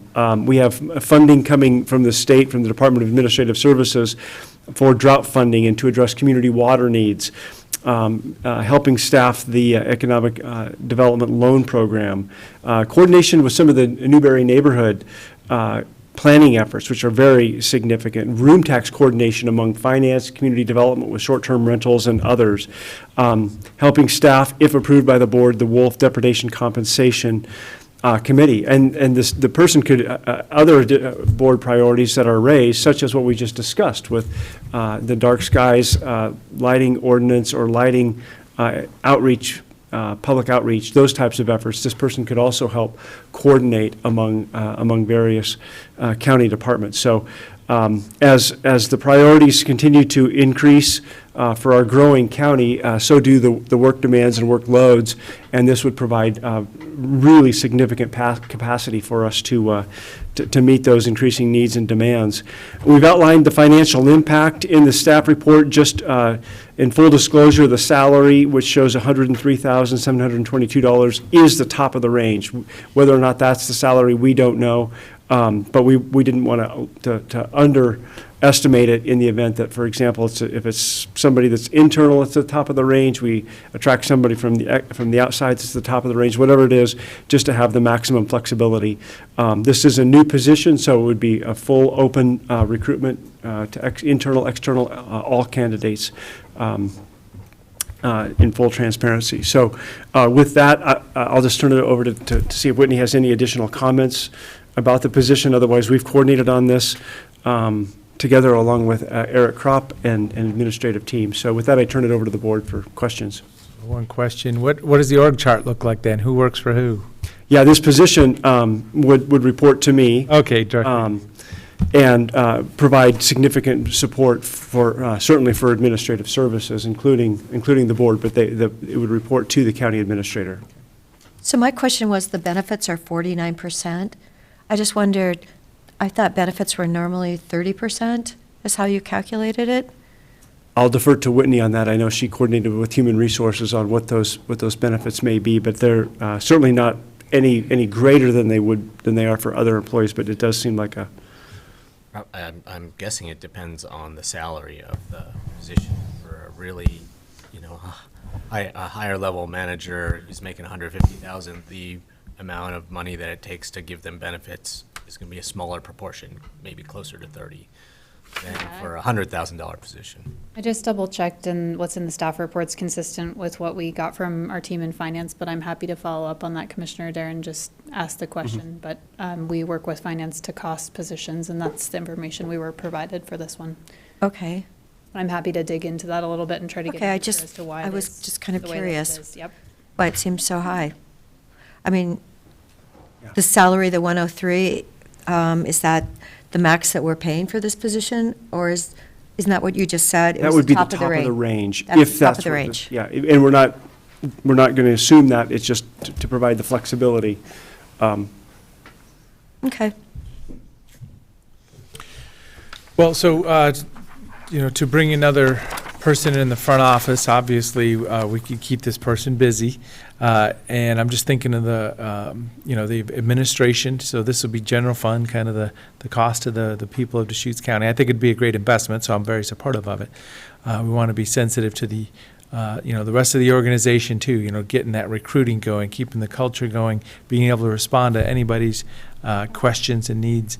It's a very dynamic time. So we're responding by being able to offer this for the front office, and it's great you have the whole bullet list of items. A lot of these things we were not doing. We're still not doing some of them, obviously, the Joint Office of Homelessness, all the different parts and pieces. It's just amazing. So do you think the funding, now that I pulled that bullet point out, the Office of Homelessness, part of the funding from the state, or would that be this person overseeing that office, another person? It's really, yeah, the person, the executive director for the joint office or the collaborative office, whatever we're going to ultimately call it, per the very draft preliminary org chart would also report to me, but we will determine if that's the right structure, whether it's myself or one of our two deputy county administrators. I'm not sure that would partially fund it. We could certainly talk about that. The city of Bend has a similar position that's also leading their coordination efforts. So it's a discussion that we should have with the city on how we allocate that funding.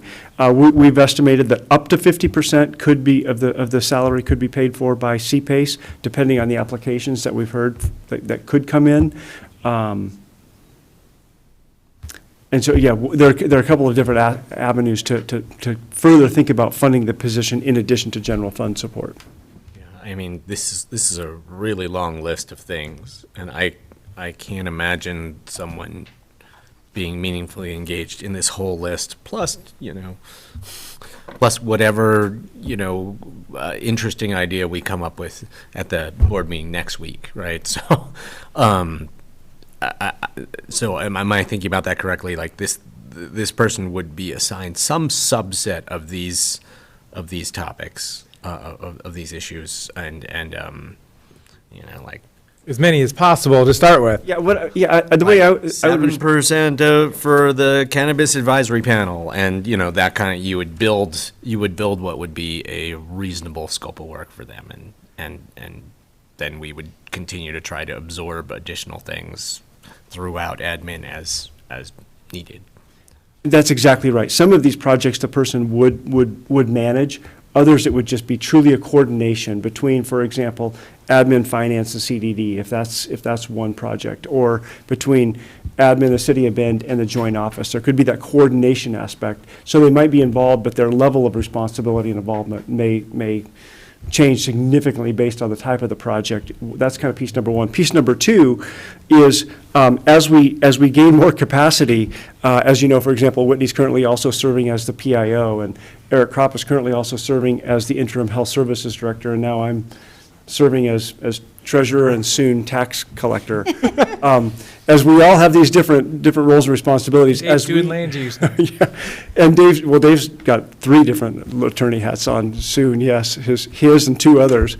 As that capacity emerges, we will continuously adjust our workloads to either take on these projects or to provide support or coordination with this person. Because we don't want to have it to be overwhelming from day one, is certainly the point, yes. And this list will change, of course, over time. So are we looking at doing this as of the 1st of July? Our goal would be to initiate a recruitment as soon as possible if approved by the board, but to expect that we would have somebody start before June is probably unrealistic. It's possible, and that's our hope, is that somebody would start as soon as possible. Our hope would be as late as July, and the reason we're asking now is just that we hear, see, feel the importance of a number of these projects to get them off the ground, especially with, for example, the CPACE hearing coming up in just a couple of weeks. Once that's adopted, if it's not by emergency, we don't know. We might need to begin that coordination work immediately among several of the others. Any thoughts, Whitney? No, I think that's spot on. We're about 4 to 6 weeks out on the remodel of space that would house this person, and obviously we can get creative, but I think we're looking to move forward and hopefully align those pieces as soon as we can. Yeah. Okay, so really, if we can get someone in July 1st, we're really doing good. Yes. How long of it's just a quick little remodel, isn't it? It should be fairly straightforward. It should but be. As you know, that space has a lot of items in it, and so we're going to need to clear that space, and then the team will come in and hopefully do some quick work there. 3-ring binders. Yes. We'll be donating, yeah. Oh, boy. So, another big picture thought here. So Deschutes County, I'm just thinking the last 10 years that I've been involved, it hasn't been kind of moving in so many pieces all at the same time. So this is going to be valuable commitment.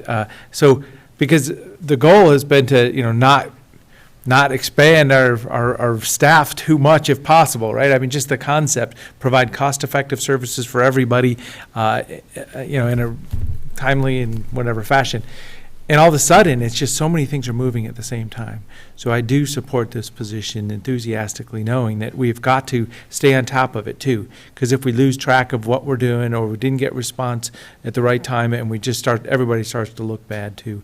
So this is a moment in time to be able to, provide you with the resources you need and the whole front office to be able to stay on top of these big things changing.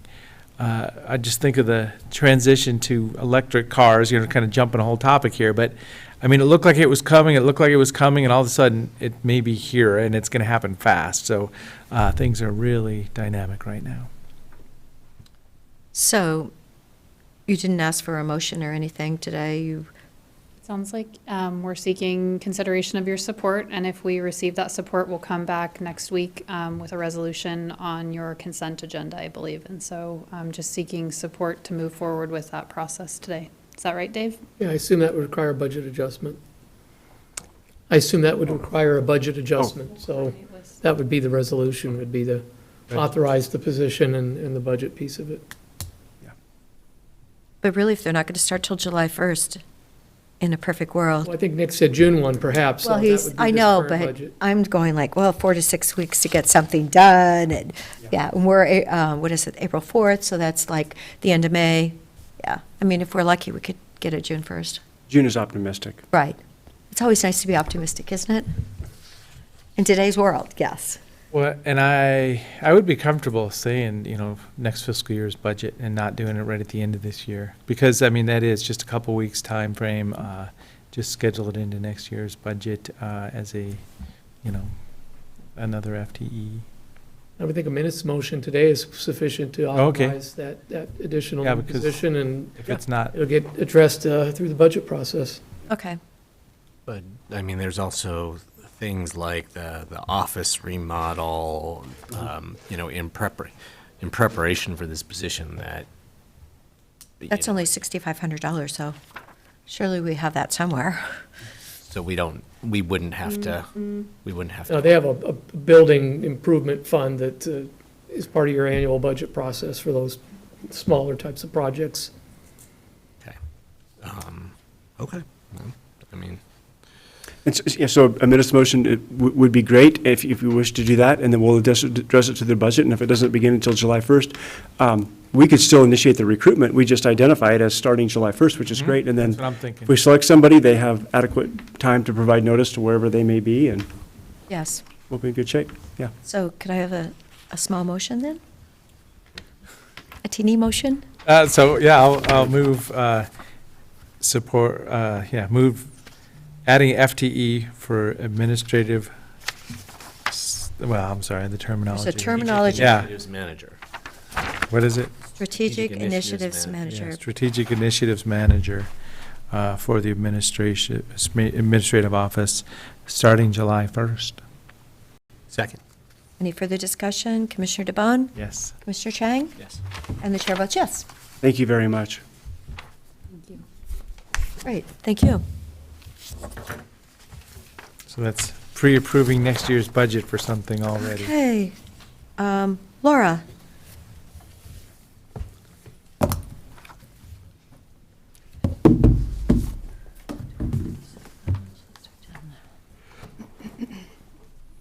All right, thank you, Commissioners. Laura Skundrick, Administration.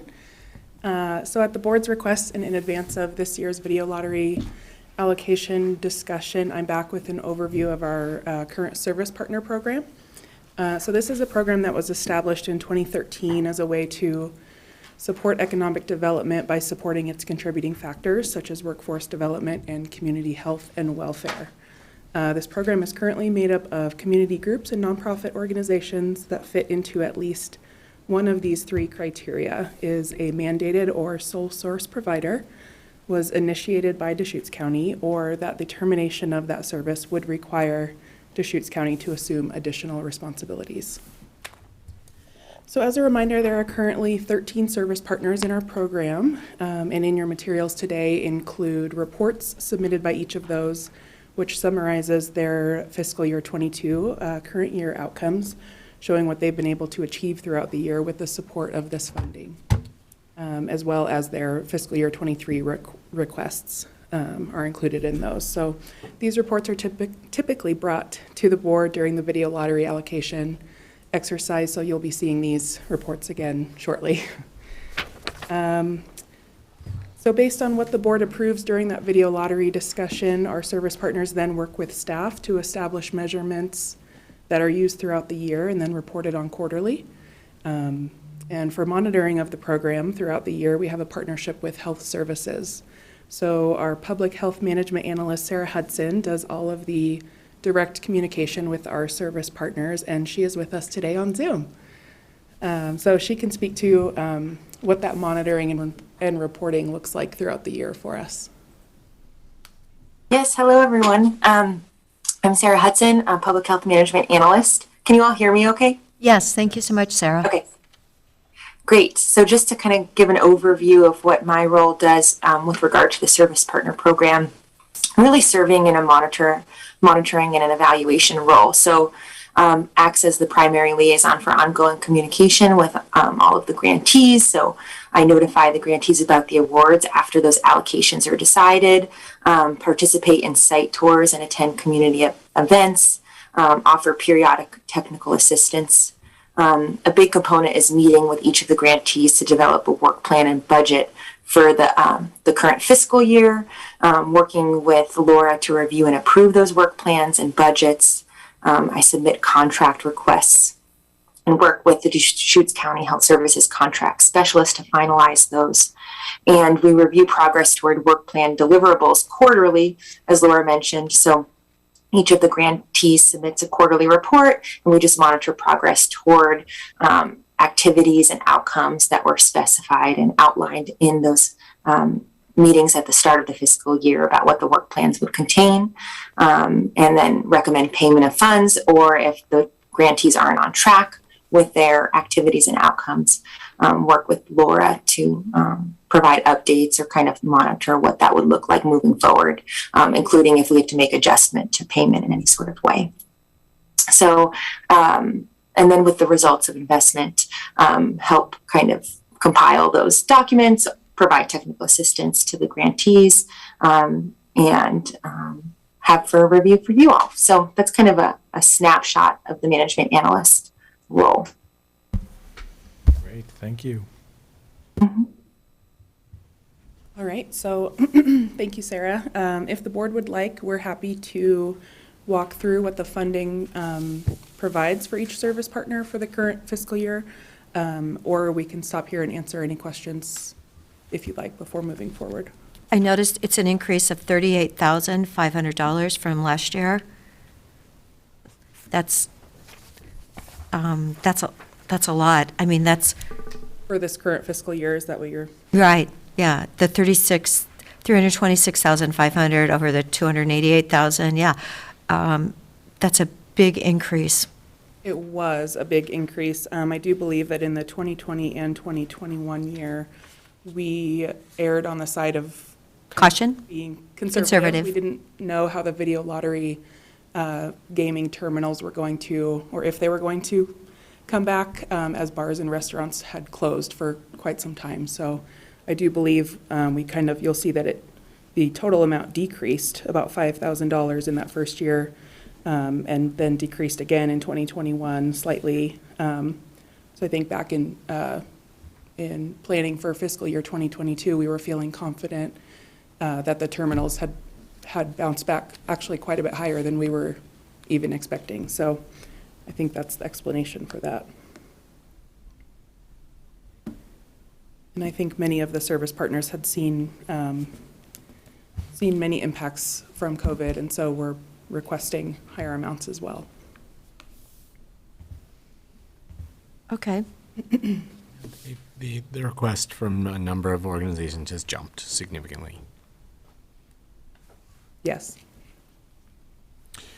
So one of the themes here is stabilizing people's lives, emergency food, clothing, and shelter, children and seniors, as you go through all these things.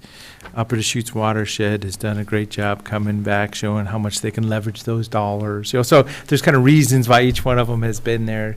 It's been really great relationship with each service provider and association here. I do have a question on the first one, Council on Aging. Mm-hmm. And it said a drive-through hot lunch service in Bend, Sisters, and La Pine 3 times a week.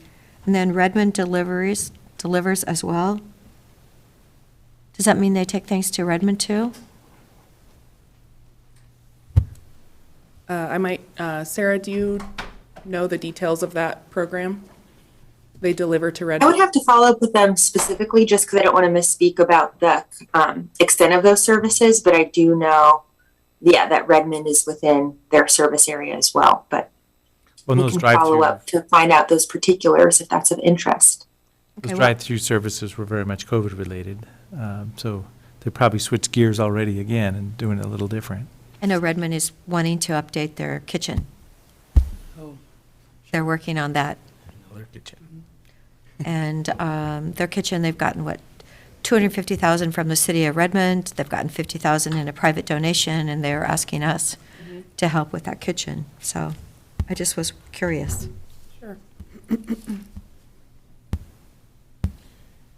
So are you prepared to go through each one with some bullet points? Uh-huh. Yes. Because we do Please. have this too, so. Yes, But yeah, if you're ready for that, we can, Sure. it'll help us just kind of think through each one. Yes, just kind of the highlights of what the Yep. funding provides. So for Council on Aging, this year they received $40,000. The funding supports 0.6 of 3.2 FTE that supports nutrition programs such as Meals on Wheels and congregate dining, as well as supporting the recruiting and training and coordination of volunteers.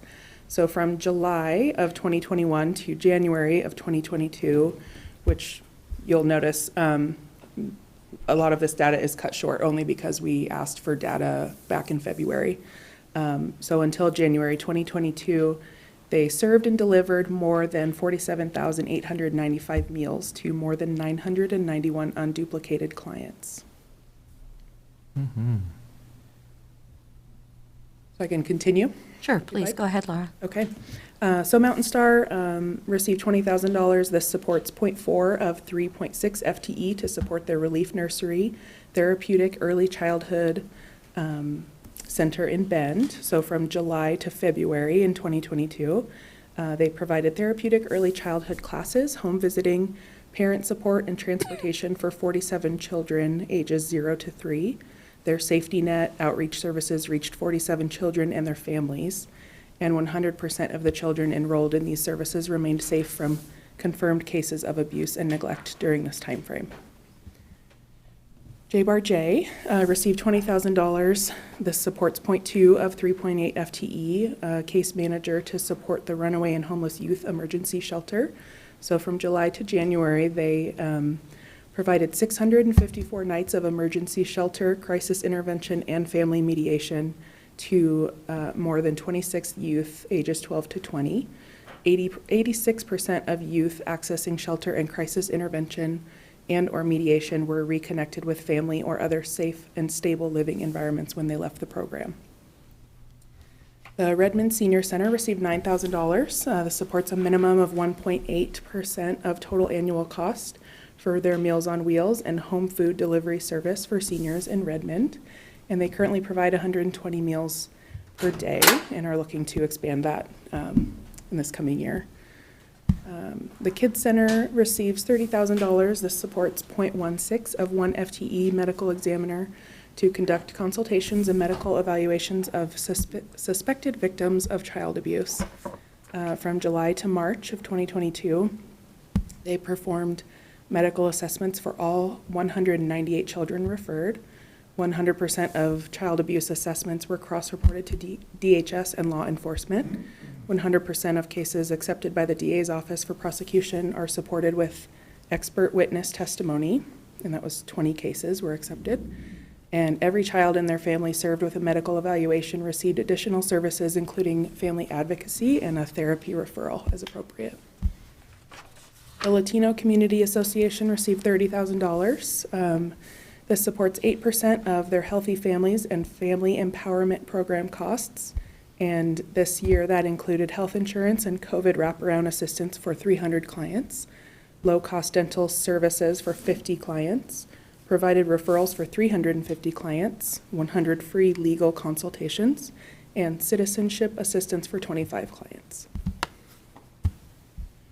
So for Bethlehem Inn, they received $40,000, which supports 0.73 of 1 FTE kitchen manager and 0.16 of 1 FTE kitchen steward to prepare and serve meals as part of the meal program. 100% of the residents are provided 3 nutritious meals daily, and from July to February, that was 298 residents and approximately 37,644 meals served. So family. That's a lot of cooking. You can Yes. sign up to do that. Yes, it is. That's what Gwen was saying the other day, if you want to go in. And yes.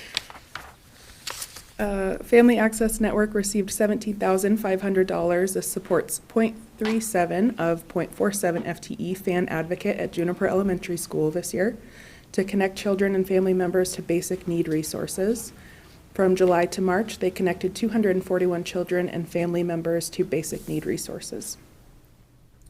Saving Grace received $20,000. This provides 0.25 of 1.39 FTE to supervise staff who facilitate supervised visits and safe exchanges for families that have experienced domestic violence, sexual assault, stalking, and or child sexual abuse.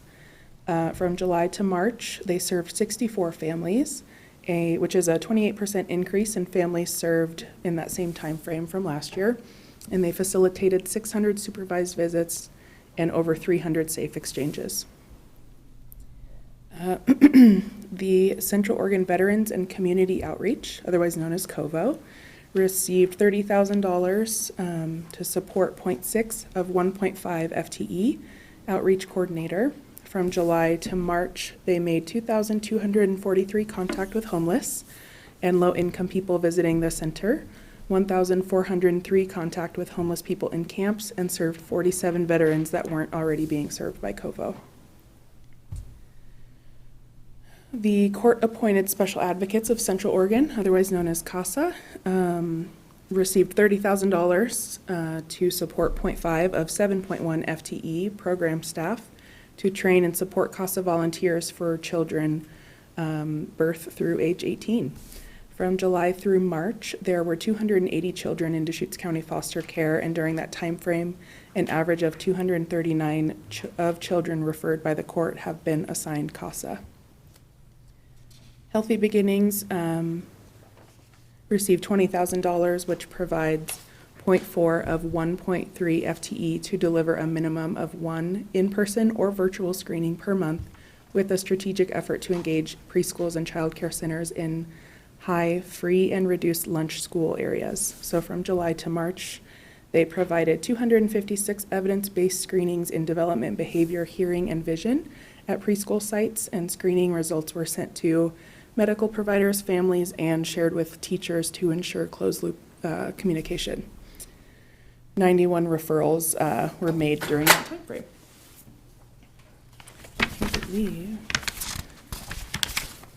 Yes, that was our last one.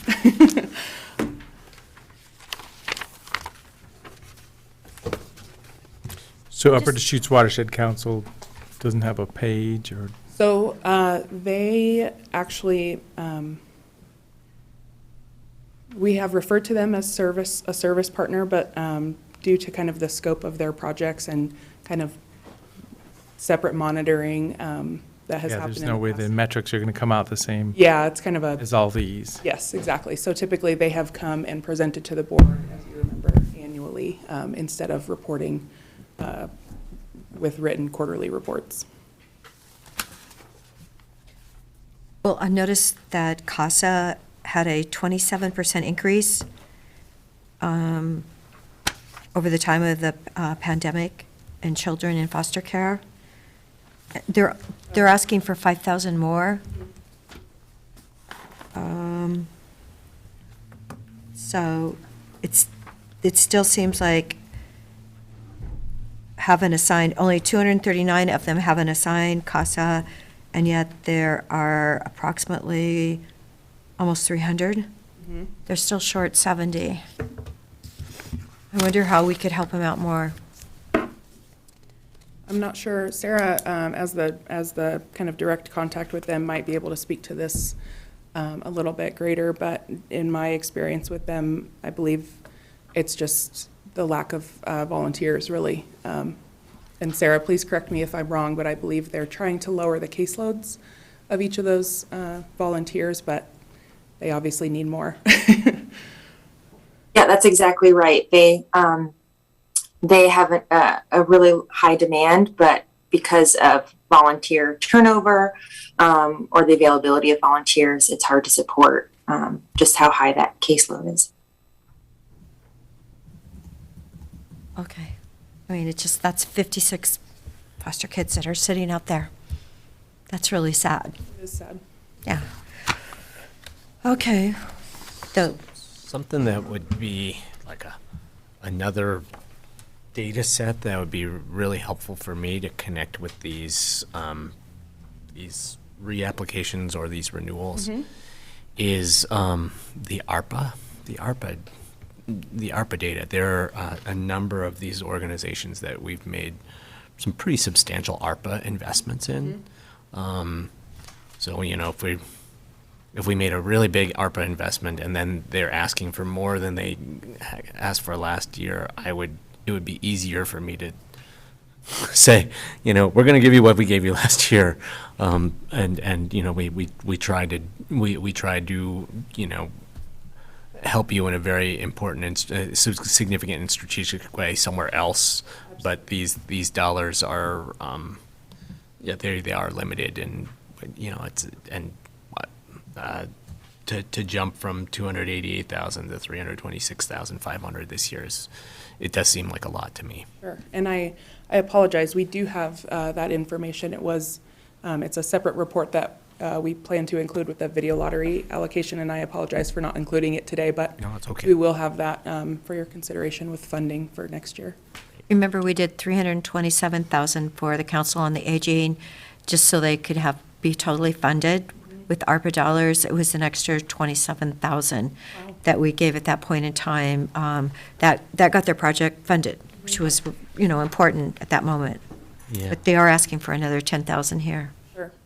Yes, and while I obviously didn't see the ARPA applications or know exactly what they were funded, obviously the service partner programs they're funding a very specific, Right. position and Right. program, but I agree that would be helpful for you to see. Yeah, yeah. No, and I'm not saying that, in that example, I'm not saying that work on a facility and a commercial kitchen takes the place of, funding, a slice of FTE to provide services. But just knowing what we've done for some of those organizations, it would, it's complicated because, not everyone asked for an increase this year. And I'm sure that all of these organizations could benefit from an increase. So, sorting through, whose increase, whose increase we would want to, we feel is absolutely necessary to support that ARPA information. It does, it would be a significant factor in the back of my head. Sure, absolutely. I'm happy to send that to you separately as well if you'd like to look at it. Thank you. It's just like Morningstar is only asking for an 8% increase, the 1,600. But you know what, aren't they just opening up in La Pine? Aren't they? And what I love about their comments, though, you said, is they actually raised 1.2 in private investment for every $1 government investment. So they really are reaching the community, and their program is acknowledged by the community. Yeah. But yeah, if perhaps, I don't know. And we did charge them $60,000 for that piece of land. Yeah. So maybe we could. But and then, like to go even more history, they were one of the recipients of the ARPA childcare investment. So it's just, there's a lot of, Very complex. there's a lot of, each one of these organizations, we have a very, there's a lot of touches and multiple layers of fiscal engagement. And it'd be helpful to be able to see some of that kind of Absolutely. as a whole package. Well, it's great to see J doesn't ask for an increase, and I know they actually had that major horse show, the classic on the grass this year, and I think the attendance was phenomenal. Okay. So, yeah, it was an amazing, it's an amazing venue. And everyone from all over, actually the country, comes to participate. So it was really happy to see that fundraiser. And then I think Saturday night was the Latino their fundraiser, and it said on the radio they made like 77,000 or something. So that's great. I noticed we're just contributing a small portion to their bottom line. Well, this is the Video Lottery Fund, which we do economic development efforts and the arts and culture grants, and there's a whole, remembering that's the fund and all the different parts and pieces that we're setting up for that discussion. Yes, this is one piece of that. So I'll be back, kind of looking forward, I'll be back later this month to kind of go through and do that line-by-line exercise. So this is kind of just a larger look at the service partner program specifically. And as Whitney mentioned last week, we can still move forward and kind of set aside funding as well if there are, still questions moving forward. So don't have to make any big decisions today, but just more information for you as we move forward. No, thank you so much for the details of what they've accomplished this Yes. last year. Yeah. I think it's really important. And Sarah, thank you. Did you have anything else that you noticed from your point of view that we should be aware of? Yeah, I guess the one thing I would just want to point out, and I think we've touched upon it already, is in many cases these requests are to fund a portion of FTE, which is a fixed cost. And I think with just how competitive the labor market is, and the challenge of attracting and retaining employees, that's kind of a component of the request, just to think about as in consideration moving forward. Thank you for pointing that out. We know how challenging FTE can be in today's market, so thank you. So one other thought is, I know that the state legislature, I think AOC helped kind of doing a survey of all the way video lottery dollars are spent around the state. That was a couple years ago. Could you just do a little research and see if we can find that again? Maybe it's just a link, or maybe it was a report by AOC or something. Just as a reminder of the different ways that these dollars are spent. Yeah, that would be interesting to see. Yeah, there we go. And that was before COVID too, so this is Oh, sure, okay. it's a different view of the world. A little different. Great. Okay. Are there any other questions then? So I think we should be good, Laura. So we will come back to do the considerations on the amounts. Exactly. On what date? We are prepared to come back to the board. We could come back as early as next week. I was kind of waiting to see if we wanted any additional outreach with any organizations before coming back to you for that. So unless there's anything else the board would like to see on that day, then we could plan to come back next week. The one other strand I want to reconnect here was the discussion about converting some of those special projects partners, special projects grantees into service partners. And we wanted to see the totality of what we had before we considered that. And so I guess I'd just like to ask the other commissioners what else they want to see or know before we have that discussion. What is our projected funding supposed to be for? For incoming revenue for. Right. Yes. The state projected $1,080,000. Okay, 1,080,000. Okay. So, and there's a lot of things that go into that, isn't there? Like the EDCO funding and down that list. Yep, exactly. So we probably really need to look at the whole list and see. And then we've got to be conservative just in case it doesn't come in over $1 million. How does $1,080,000 compare to what we received last year? I believe it's about a $50,000 increase they're projecting. And we still have a reserve of something in the range of $400,000, is that? That's right. It might be a little bit lower at this point now that we kind of allocated some of those dollars, but yes, we had contingency that will roll over, and then the unbudgeted allocated funds, it will all roll over. Thanks. Have we done the last grant cycle award? No, that will be coming to you probably next week as well. Okay, good, because we need to do that. We need to get that money out as soon as we can. Okay, great. So for discussion, Commissioner Chang, Deschutes Forest Collaborative, not the counties, but Forest Collaborative, that's one proposal for a service partner funding? Yeah, the three that we had were Friends of the Children, Deschutes Collaborative Forest Project, and Deschutes Basin Water Collaborative. Those were the three the three special projects that we awarded last year. So for both of the collaboratives, is that a long-term investment in like 3, 5, 10 years? Because that's kind of what I'm thinking here. You know, is that, do we want to be doing collaborative work like that 10 years from now? As I'm just looking for ways to calibrate the thought. We have, on the forest front, for example, we have several 100,000 acres of forests that need to be treated. On the basin front, there's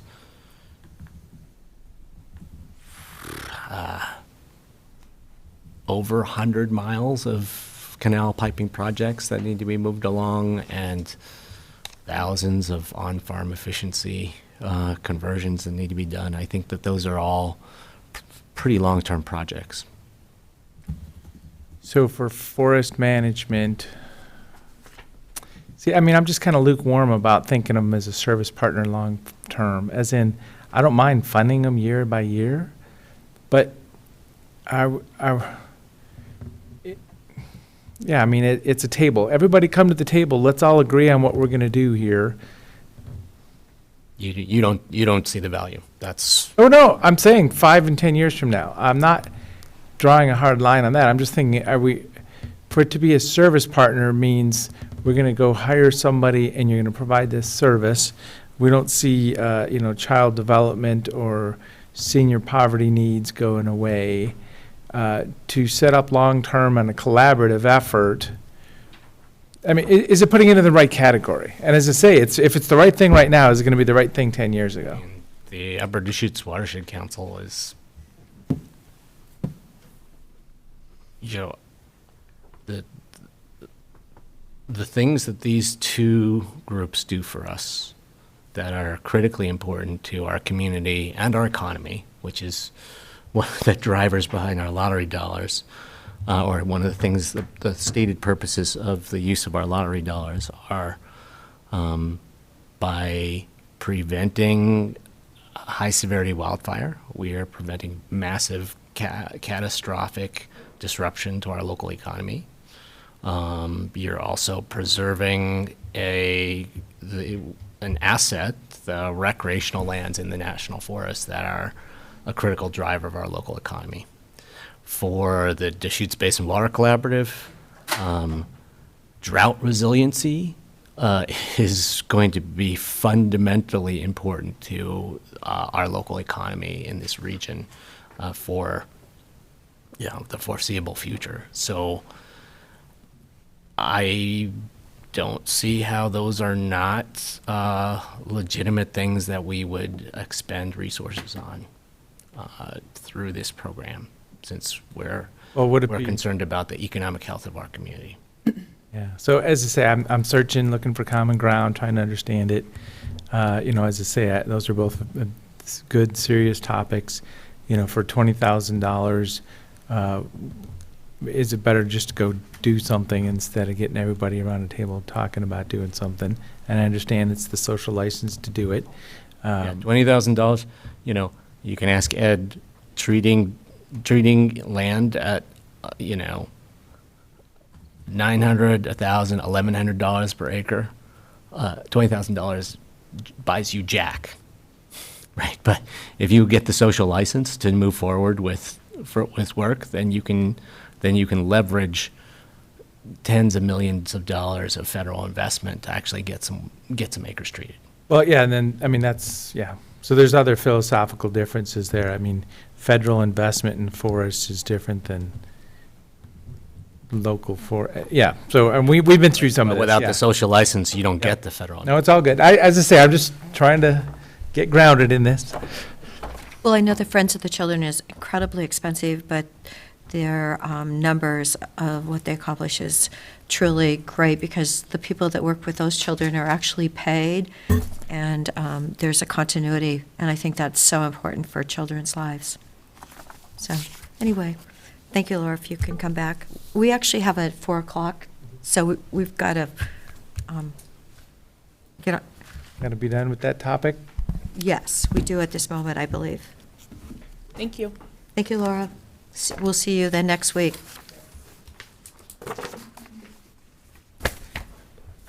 So If possible, just one quick update that I mentioned with the board this morning on Planning Commission, and then Yes. hopefully one quick executive session, relatively.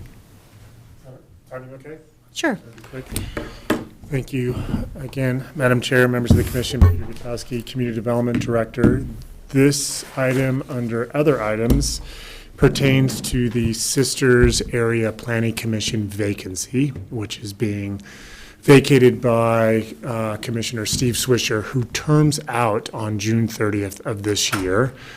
Staff, with the support of Human Resources, submitted a 4-week recruitment, which closed on the 31st, and we received 2 applicants. One was from Dirk Van Houweling, and the second one was from Jack Farley. And so staff, similar to our last meeting on a planning commission vacancy that was at large, is looking for board direction on how you would like to go through execute the interview process with staff. Presumably, in the past, we've also utilized the planning commission chairperson and one or two commissioners, but it's totally open to your discretion. So, not a huge rush. The Commissioner Swisher doesn't term out until June 30th, so we can certainly schedule interviews around your schedule, at a convenient time. So, looking for any input you would have. And Peter, I'll just offer that, based on a conversation we had this morning, we have confirmed that one applicant does live in Sisters, and the other is in the Tumalo area. And we can share other details offline, but That's correct. one does live in the toll gate area. Okay, and don't forget that Steve Swisher wants carrot cake at his retirement party. That is duly noted. That's duly I gotta noted. remember that, so. We have executed that request, and it will occur. Okay, probably with cream cheese frosting, that's probably the best way. I'll but- It's the only way. Yeah, and I could bake it if we need, yeah. Oh, there you go. Wouldn't that be She's a even shock? offering Me that. bake a cake. Anyway, I do have a recipe.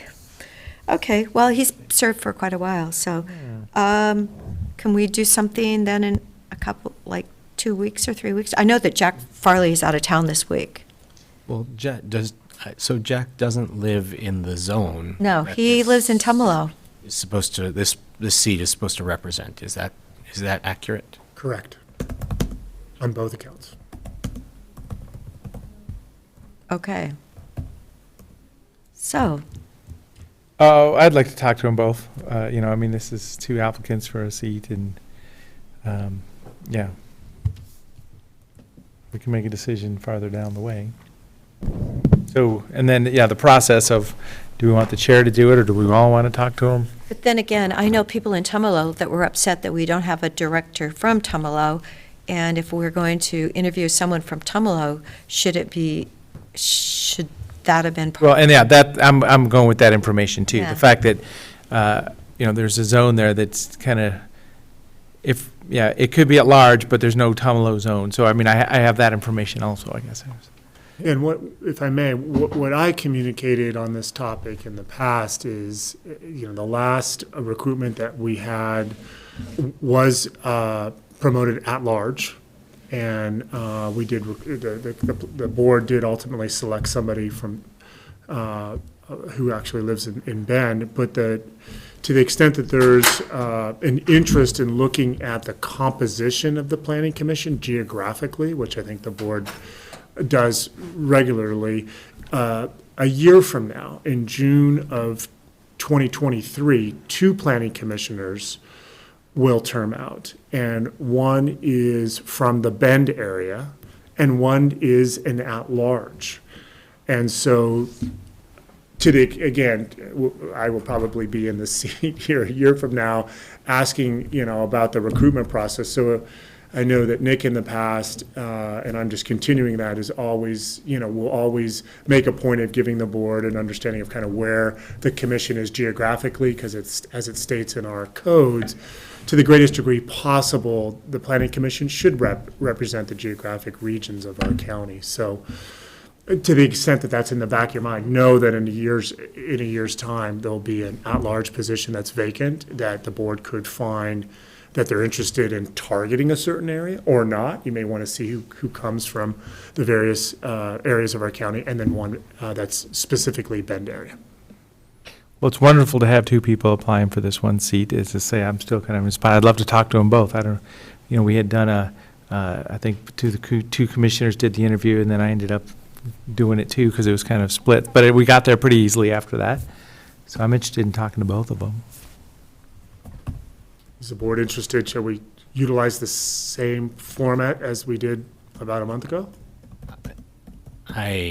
I'm really glad these two individuals applied for this position. Frankly, I'm quite surprised we didn't hear from more people in the Sisters area. So there's a part of me that is interested in opening this back up and kind of welcoming some additional applicants. But, I'd also, this whole question of, kind of like, how do we deal with the grievance of people from Tumalo that there's not a Tumalo area representative? I'd also like to both see the map of, kind of where these zones fall and what their boundaries are, and hear a little bit more about how they were drawn. Is it based on population or land area or something else? And look at that alongside the question of kind of who those positions that are going to open up in 2023 to try to understand how we get a good geographic representation before we proceed with these two. I can certainly do that. There's a map that we have in the Planning Commission Policy and Procedures Manual. The code, the Deschutes County Code that pertains to the Planning Commission identifies basically specific township and ranges.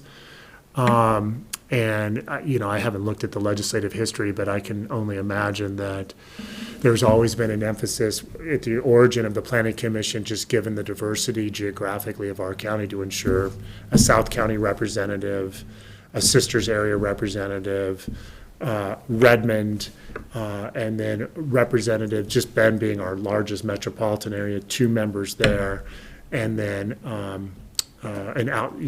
a 1 member there, and then I think 2 at-large positions. So I can certainly provide that. I can give you, in the next day or so, I can give you more context of the code, look a little bit at the legislative history, give you that map. And then if you would like, I can come back on Wednesday, or if you want to look at that information and continue to discuss kind of how you'd like to. Peter, I hate to say this, but I think we should open it back up because Steve is good through the end of June. Correct. And if we could just, okay, it's April 4th, if we could give it till like May 4th, and then if, or 3 weeks, maybe even just 3 weeks, but just so that the community knows we really did want to get candidates from Sisters, that's, West Deschutes County. Great. Well, I think we can certainly do another press release, and then I can coordinate with. Because normally, we get a lot of response, and maybe it was just a timing issue. Maybe they were watching March Madness, I don't know. Yeah, and there's just so many people in the Sisters area who care about land use issues. I'm just kind of puzzled by. Great. the lack of If that's the response. will of the board, I can certainly execute that, and then I'll also provide you the background information, Commissioner, to all the commissioners regarding That would be great. more context of the code and the spatial arrangement. Sorry. Township and range seems like a pretty antiquated way to chunk this up, but that's just my perspective. Yeah, and we mapped it, so that's a little user-friendly than. Okay. than, Okay. Than the specifications. Well, great, thank you, that's all I needed. Sorry to No, put that don't back on apologize at all. you. Happy to execute that plan. So I'll do it till the end of the month? Sure, the end of the month should be, Great, thank you. Thanks, Peter. thank you, thank you.